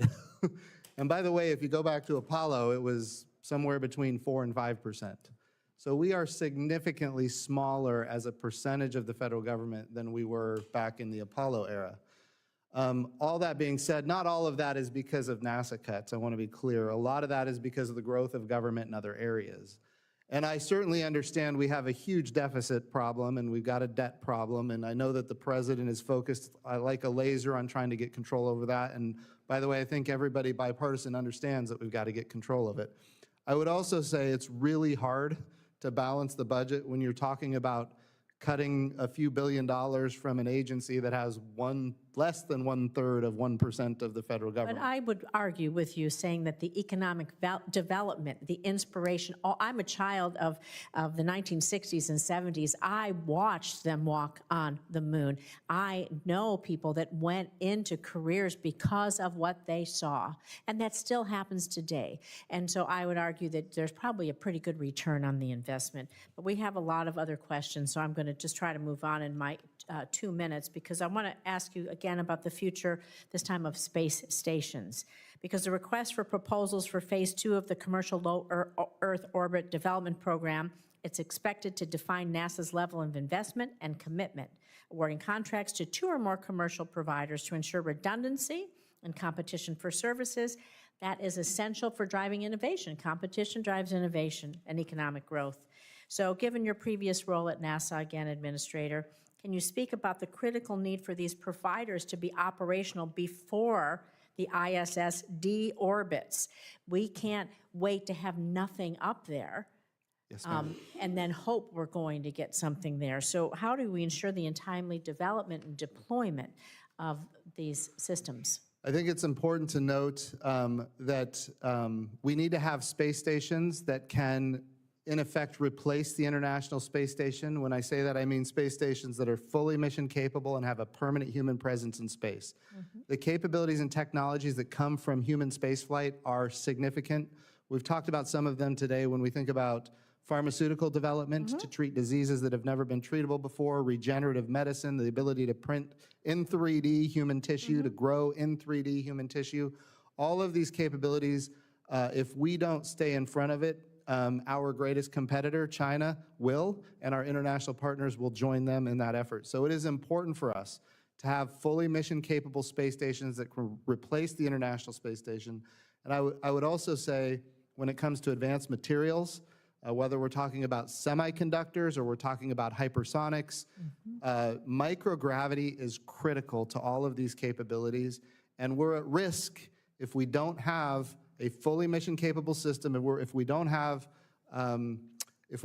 a permanent human presence at space, we're at risk of losing that to our greatest competitor. And Senator, if I may, it's not only, make an excellent point, enough that we avoid the gap, but we must have orbital capabilities that are at least equal to the Chinese. We have to avoid the gap and make sure that we are equal or superior in LEO for all the reasons Jim just mentioned. Well, thank you. I think investing in innovation research, public-private partnerships is really important. Thank you for your time today. Mr. Bridenstine, is that a Bill Nye approved beverage you have there? I don't know. Diet Mountain Dew, that's a first. I'm guessing not, but He's shaking his head. So yeah. I grew up on Bill Nye. So I'm a child of the 90s, so Yeah. I grew up on Bill Nye. Senator Young. Thank you, Chairman. Thanks for our witnesses for being here, and good to see you again, Congressman. As many of you know, Indiana has deep roots within our nation's space exploration history. Purdue University likes to call itself, I think fairly, the cradle of astronauts. I was up there actually over the weekend with some family members, and you see a lot of banners. They advertise that to those who visit the community. They inspire many of us, including the students, with their 27 astronaut alumni, including Neil Armstrong, the first man on the moon, who was a Boilermaker. So this is, of course, an effort to boast about my state, but it's also to highlight the opportunities, I think, that many U.S. universities provide to our young scientists and our engineers. So as we look to reauthorize NASA, partially authorized through the CHIPS and Science Act, I'm proud to say, just a few years ago, I believe it's crucial to focus on implementing strategic investments in research to not only secure our STEM pipeline, but to maintain a competitive edge in scientific research and development, which will eventually lead to commercialization and deployment of new technologies to bolster our space exploration. Mr. Gold, thank you for your testimony and for highlighting the groundbreaking microgravity research that Redwire is advancing aboard the International Space Station. This pioneering work, the world should know, is anchored in Greenville, Indiana. It not only strengthens our state's economy, but it also underscores the state of Indiana's growing leadership in space innovation. Mr. Gold, could you speak to how space and biotech, also something associated increasing with the state of Indiana, are converging, and share your vision for the future of microgravity research in Indiana and beyond? Thank you so much, Senator. I believe you've been to our Greenville facility and even launches, and thank you for your support. We are at a point where microgravity and pharmaceuticals are coming together in a way that will transform both fields. In my opening comments, I talked about how we're printing meniscuses, how we're printing live cardiovascular tissue, bringing it back to the ISS, still live.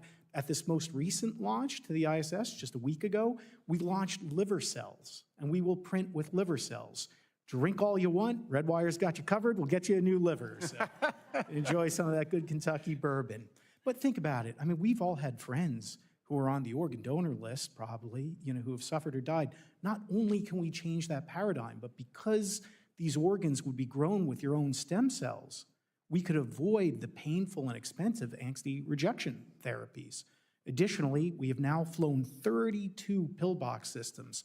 These are growing seed crystals for drugs. Seed crystals are like a sourdough starter kit that we just need to bring down from space, a thimbleful of these seed crystals, and then they lead to drugs that, because in microgravity, the seed crystals form larger, more uniform.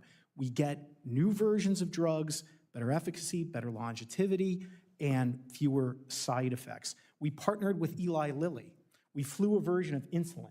Lilly said those were the prettiest crystals that they've ever seen. This revolution is happening. So let's not turn around now and snatch defeat from the jaws of victory.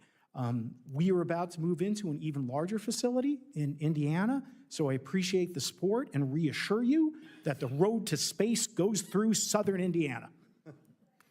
Well, it's great. It's a road with many arteries, so let me sort of end by being expansive here and inclusive. I think your testimony here today, Mr. Gold, illustrates how parts of our country that people wouldn't perhaps associate as important components to the space economy are ready to go.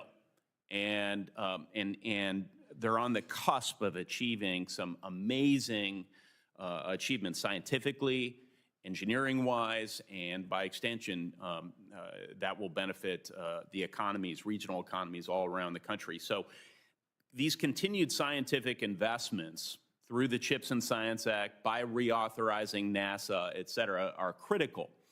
And I say that to a lot of my colleagues, but I also want the administration to know it's okay to have a pause on research funding, but unless they present an alternative plan to fund some of these research projects that collectively benefit all of us and are not internalized into individual companies, then we're really going to be missing the boat. I would also say, just to add here, and now I'm over my time, but we do that in the Senate. I would also say that our adversaries aren't slowing down. Now, I received this, so it may be a little choppy here, about 30 seconds before I started speaking, but a little social media post pertaining to a comment that Vladimir Putin just made. This was overheard, as I understand it, by a Chinese state media broadcaster. And evidently, Vladimir Putin walking towards Tiananmen Square for a parade. His translator could be heard saying in Chinese, biotechnology is continuously developing. Translator added, after an inaudible passage by Putin to Xi Jinping, human organs can be continuously transplanted. The longer you live, the younger you become, and you can even achieve immortality. So these can seem like things that are abstract and removed from the daily lives, I know, of my own citizens, but they are here and now. And we don't want our adversaries to get ahead of us in these areas of science. So all of you are testifying to things that will continue to, that I know my constituents will find compelling and lead many of us to continue investing in these critical areas. So I thank you. I appreciate, Senator, if I can make a plea, we will lose the momentum, if not these capabilities entirely, if we drop from 4 to 3 astronauts. And we need the Senate to stay on NASA and your excellent staff to make sure that we realize these commercial benefits and that America never, never drops below the number of Chinese in space. Thank you.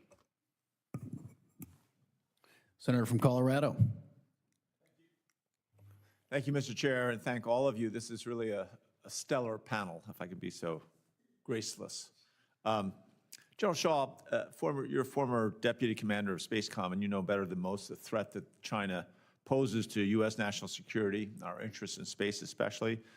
China's capabilities in this domain are accelerating rapidly, the result of what you noted in your testimony, a complete fusion of civil, commercial, and national security expertise. What is your assessment of the threat from China over the next 4 to 5 years, especially in light of their, as we just heard, the cozying up of Russia to China? Thanks, Senator. First, let me, just from a purely military perspective, what we have seen China do over basically the last couple decades is look at what we've done in space for our warfighters.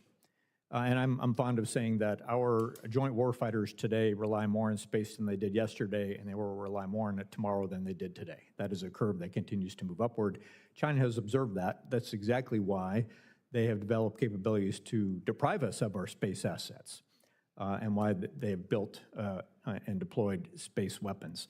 But they've also built their own space capabilities mirroring ours to enable their warfighting too. And so this has been a progression and emulation and a surge. And I recommended the committee, if they aren't regularly getting briefings from the U.S. Space Force S2 on China's capabilities, that it might be helpful to get that classified briefing on what they're doing from a military perspective. We're getting that. It is truly alarming. Now, I'm sure as you saw yesterday, the administration announced its intention to relocate U.S. Space Command, which is fully operational now in Colorado, to Alabama, citing political factors such as mail-in voting, some other things. The DoD Inspector General said in a report earlier this year that it will take 3 to 4 years for the same mission-critical systems to be established in Alabama that our warfighters rely on every day in Colorado. Given the threat picture you just shared, what's your assessment of the impact to readiness? Right, we're full operational capability right now. To readiness that this delay would have or could have during such a critical geopolitical window? I would just say I know Troy Mink pretty well. He's the Secretary of the Air Force, and he was probably very closely involved in the decision, and that I've known him to be a good thinker on those topics, and he probably made a good recommendation to the president. We'll see. Switching to space debris, Mr. Bridenstine, let me ask you, obviously you know today that we've got over 1 million space debris objects over 1 centimeter, most of them traveling hundreds of thousands of miles per hour, can do severe damage to aircraft, satellites, at that speed, almost anything. The space station's had to conduct 27 debris avoidance maneuvers since 1999. Astronauts had to take emergency shelter as recently as June of 24 last year. Do you believe it's a national security imperative that the United States develops and demonstrates technologies that can remediate space debris? Remediation boy, that's really hard. I think it's a capability that in some cases makes sense, in other cases maybe not. You mentioned items that are 1 centimeter and bigger. When you're talking about objects that are 1 centimeter and bigger, the cost of going up to space to remediate or bring down something like that it's extraordinarily expensive for the return that you get. If we can see it and we can track it, remediation probably is not the right approach. But the alternative is if you can't see it and you can't track it, you wouldn't know that you need to remediate it. So it is a double-edged sword here.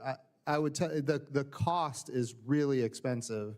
I would say what we've got to do is instead of remediate, we've got to mitigate. We've got to make sure we're not putting more debris up there. That too, I agree with that. And then I also think we've got to be able to have space situational awareness, space domain awareness, and we've got to be able to maneuver. I think it's critically important that we increase our ability to maneuver. And I will also say that here's the challenge that we face. We're putting so many satellites into the same orbits. We're talking about tens of thousands of satellites going into one orbit from one company in one country. Well, you start adding another company that wants to do it, another company that wants to do it, and another company that wants to do it, and then you start talking about, well, Europe wants to have their own LEO, low Earth orbit mega constellation, and China wants to have its own low Earth orbit mega constellation, and each of them have numerous projects that are, there is no organizational system around it. that will prevent us from getting to what eventually is the Kessler syndrome. Right, no, I got that. Yep. Mr. Geller, I had a question for you as well, but I will put that off into the written since I'm out of time. But I do think that some of the stuff like the MAVEN mission out of the University of Colorado Laboratory for Atmospheric and Space Physics, collecting essential data about atmosphere on Mars and really getting into that deep research. There are a lot of things that we need to discuss about that. I'll put that off till into the written. Let me just say, Senator Redwire is happy to be in Longmont and Littleton, Colorado. Thank you. Well, it's my turn, and I actually wanted to be an astronaut as a kid. Was my dream. Went to the Naval Academy, which has produced more astronauts than anyone else. Unfortunately, I wasn't smart enough, so I became a senator instead, which I fit in perfectly now here. But Mr. Bridenstine, you made a comment earlier. We didn't know in the 1960s. We didn't know a lot of what we face as far as just the physics, the science of the universe, literally, that we were operating in. And it was just about 8 years from the time the first flight from Alan Shepard to when Neil Armstrong set foot on the moon. And in 8 years, we went from zero space flight capability to literally sending humans to another planetary body and bringing them back safely, which, as you remember, was Kennedy's initial writ when he laid out that vision. And right now, that this smartphone I carry and you all, I'm sure, have in your pocket has 10,000 times the computing power of what the Apollo 5 rocket had on board as far as its guidance systems and ability to determine its navigation routes. We have computing capabilities and knowledge of the cosmos that far outweigh anything we thought we even could ever know in the 1960s. And yet, we look at what our capabilities are now, and other than some bright spots like the James Webb Telescope and others, for the most part, we are far less capable at star voyaging today as a nation than we were 50 years ago. And for a decade, we were paying the Russians taxi fare to send our own astronauts into space. I mean, if you went back and told Reagan and Kennedy that, hey, in 50 years, we're going to be paying the Soviet Union $60 million a seat to take American astronauts to outer space, they'd laugh in your face. There's no way they'd believe you. And as a lifelong space enthusiast and someone who truly believes that not just our national security, but our economic security, our fundamental stability as a nation does depend on our ability to continue to lead in space, I'm very, very concerned about what the next decade looks like. And I'm very concerned that the bureaucracy of NASA, of which I love NASA, I'm a supporter, but we have to be honest with ourselves, is the bureaucracy of NASA positioned to give us space dominance in the 21st century? Just like we're seeing in the DoD right now. Our legacy industrial age acquisition infrastructure is failing to keep pace with China. They build ships 200 times faster than we do. The Chinese are putting more satellites into space every day than we are, every month.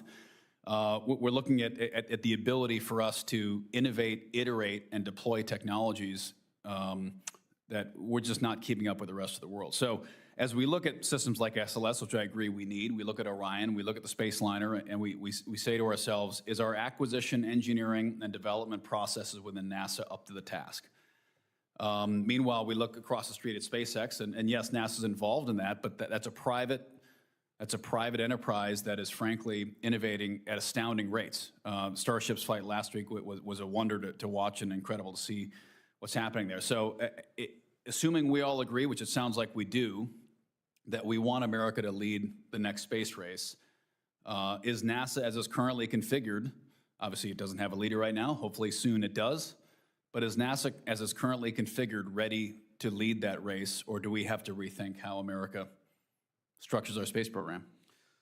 So I would say, first of all, you covered a lot, and I think I'm in agreement with primarily everything you said. I think when you think about what has hindered us from going forward, you go back to George Herbert Walker Bush. We had the Space Exploration Initiative, which was a plan to go back to the moon and onto Mars. And then the next administration came in and canceled it. And then we had George Herbert Walker Bush was SEI, and then George W. Bush was the Vision for Space Exploration, which is a plan to go back to the moon and then onto Mars. The new administration came in and canceled it. And then President Trump comes in and says, we're going to go to the moon and onto Mars. And for the first time, the program sustained. As I said earlier in the hearing, the architecture is challenged significantly in the current format. That architecture is extraordinarily complex. It, quite frankly, doesn't make a lot of sense if you're trying to go first to the moon, this time to beat China. It does not make sense to do that.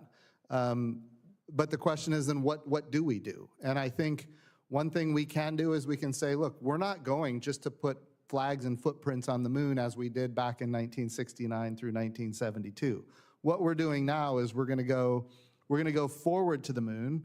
Mike Gold, I think, correctly talked about the gateway and how that could be basically our moon base around the moon. And then we can have commercial and international partners join that moon base to be able to have access anywhere on the surface of the moon at any time we want. We can go to the North Pole, we can go to the South Pole, we can go to the equatorial regions. Wherever the most valuable spots on the moon are that we need to go, we can go. But we're building infrastructure and we're allowing private capital to go forward and build all of the things that we can do on the surface. And that means extract resources, whether it's platinum group metals or other precious materials, whether it's helium-3 or water ice or other capabilities. I think that is transformational. And it also includes a lot more private companies. It includes a lot more international partners.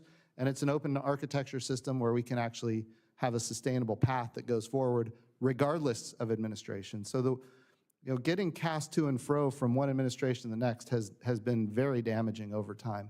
And that's the challenge with NASA. What we do is multi-decadal in nature, and sometimes it's multi-generational, and you can't just have it go back and forth all the time.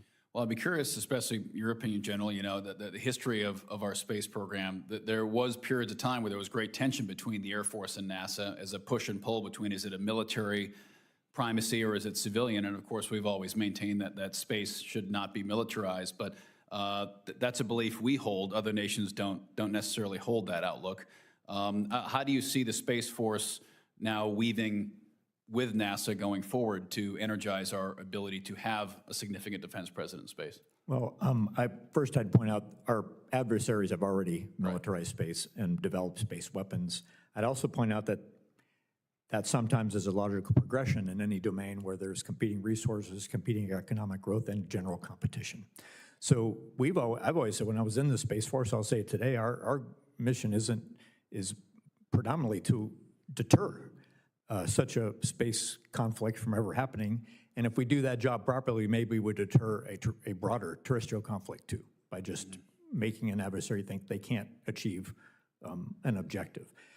As for the future, as I said in my opening statement, I don't think we've ever could envision that we would do exploration, economic growth without some sort of security measures around that for confidence, to ensure that we have transparency so that people want to invest. They're incentivized to do so in an environment that shows promise and shows security, as opposed to a Wild West scenario that might be dissuasive. Well, I'm over my time, but one other topic I'd love to I'll throw it in the record, but hardening our space infrastructure. There's a perception that if it's in space, it's safe, and the reality is we're incredibly vulnerable from our communications and navigation-based orbital infrastructure, and especially as we look at Golden Dome and space-based interceptors and space-based detection. We need to make sure we're hardening our space infrastructure because it's pretty vulnerable. Senator Lujan is up next. Thank you, Mr. Chairman. Appreciate that. Very much appreciate the conversation today. One of the concerns that I have is the president's proposed budget slashes NASA's budget to levels like back to 61.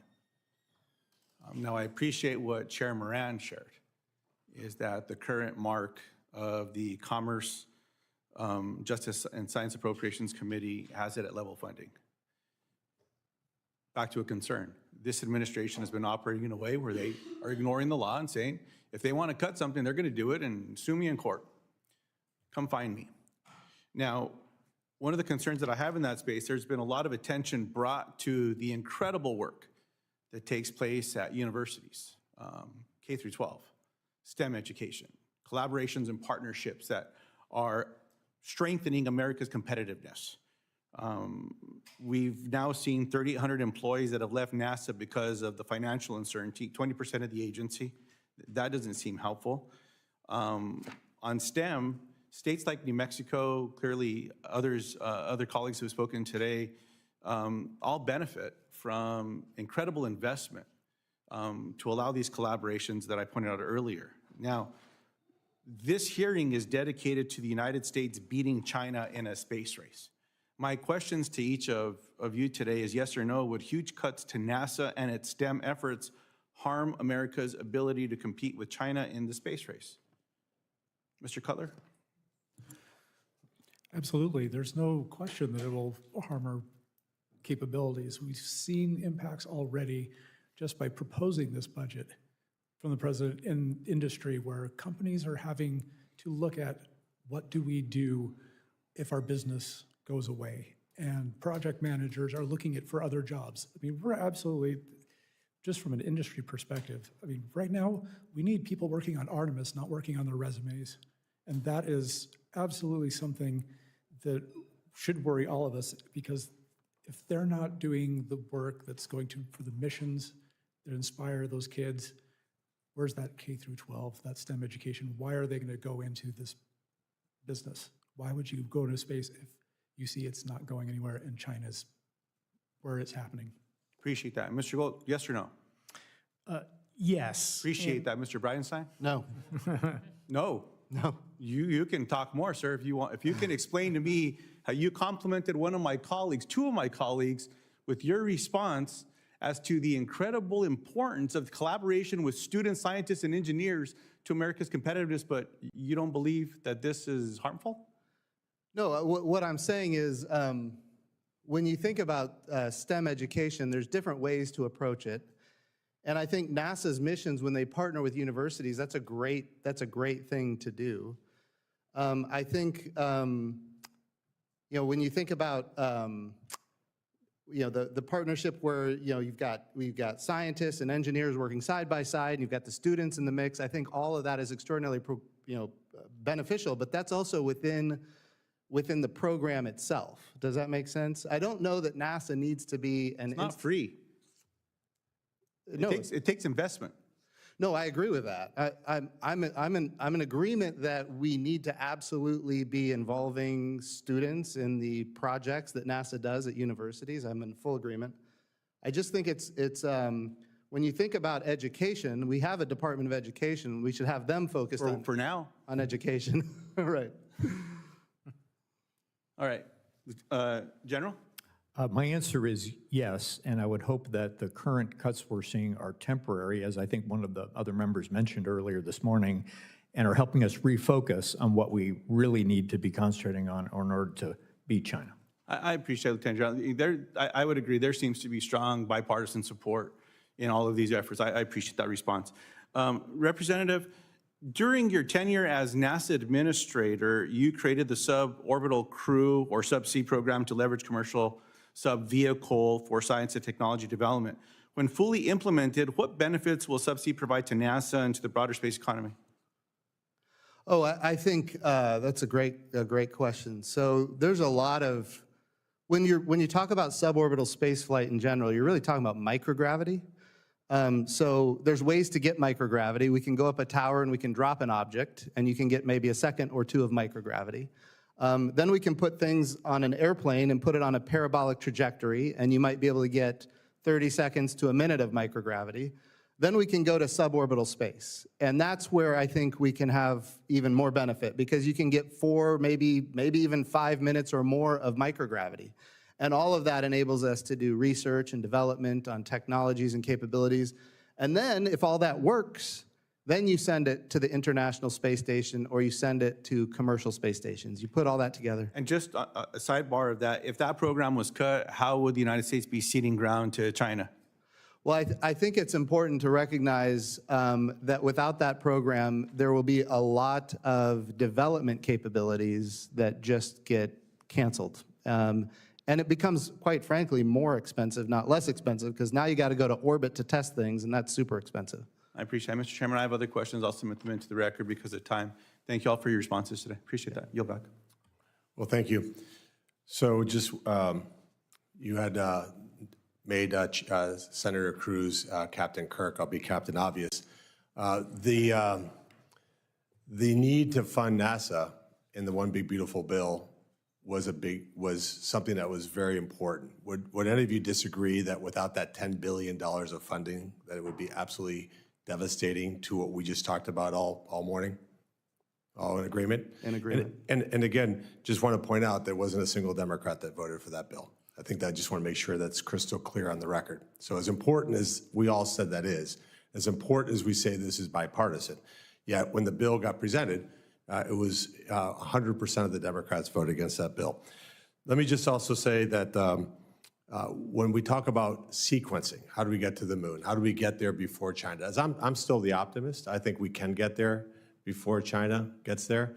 And there's sequencing that has to happen. Something has to happen before something else.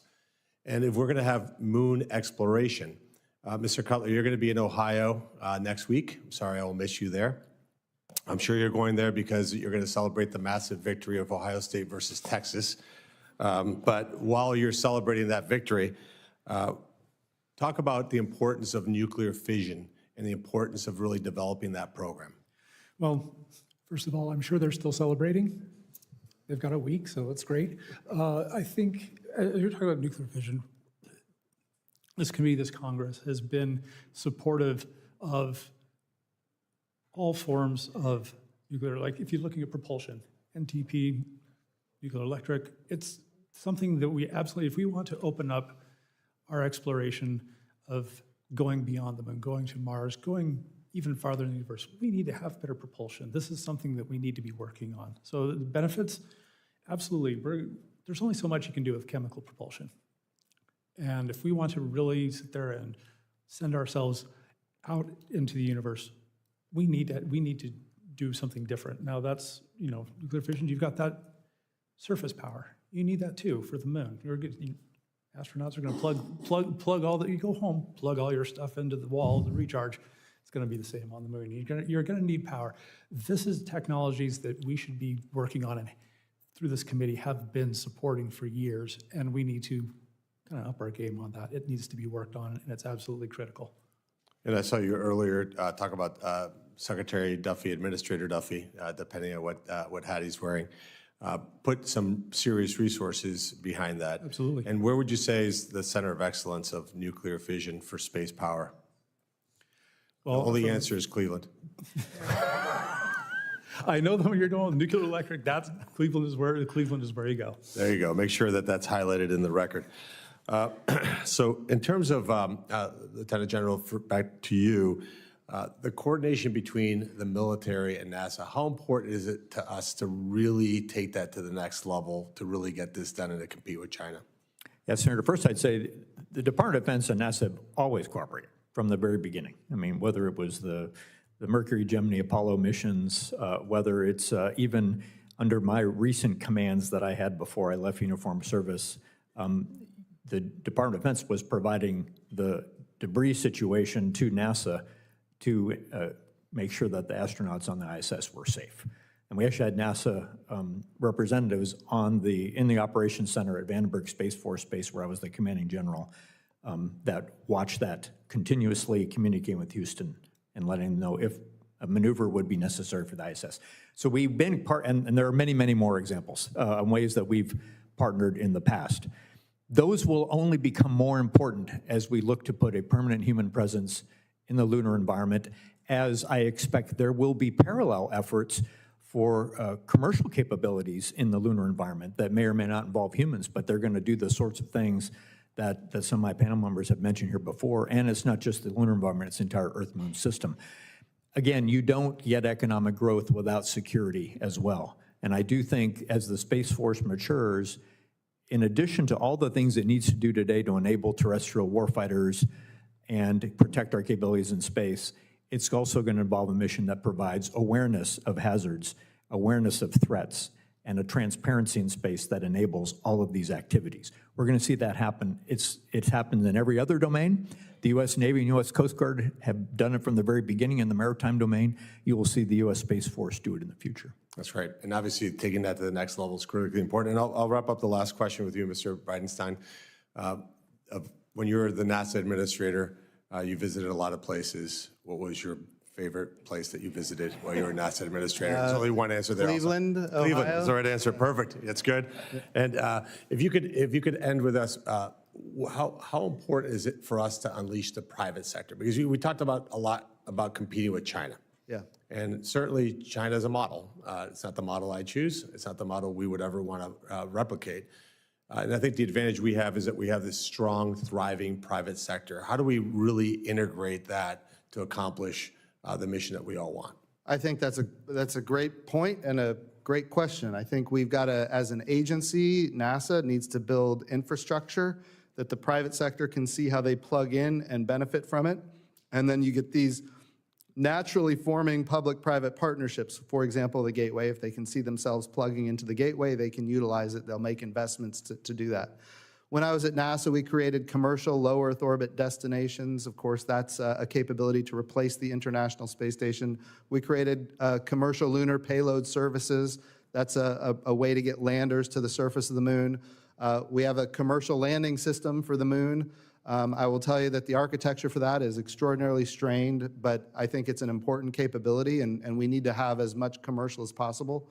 I will tell you that when it comes to commercial, we've got to make sure, and I said this a lot when I was at NASA, the only thing worse than a government monopoly is a private monopoly that the government is dependent on. So when we think about commercial, we have to have multiple providers that are competing against each other on cost and innovation and safety, and each of those providers has to go get customers that are not NASA. And if they're willing to do that and capable of doing that, then we can have this very robust, capability, this marketplace that I think will be thriving. But I think we got to be really careful about how we frame that. I appreciate it. Well, I appreciate it. Sorry, Mr. Gold, I didn't ask you a question, but you're the most enthusiastic witness in the history of the Commerce Committee in my time in the Senate, by the way. So let me be briefly enthusiastic for Cleveland, not only great in nuclear, but the leader in solar electric propulsion on the PPE on Gateway. So thank you for the support, Cleveland and Glenn. there you go. And as we're working through the Commerce Appropriations budget, let's make sure we keep that all at top of mind. But I want to thank all the witnesses for their testimony today. Senators will have until the close of business on September 10th to submit even more questions for the record, if that's possible. Because in the Senate, not everybody's made a point. Points have been made, but not by everybody is the mantra around here. So we'll see if you get more of the same questions. But the witnesses will have until the close of business, September 24th, to respond to those questions.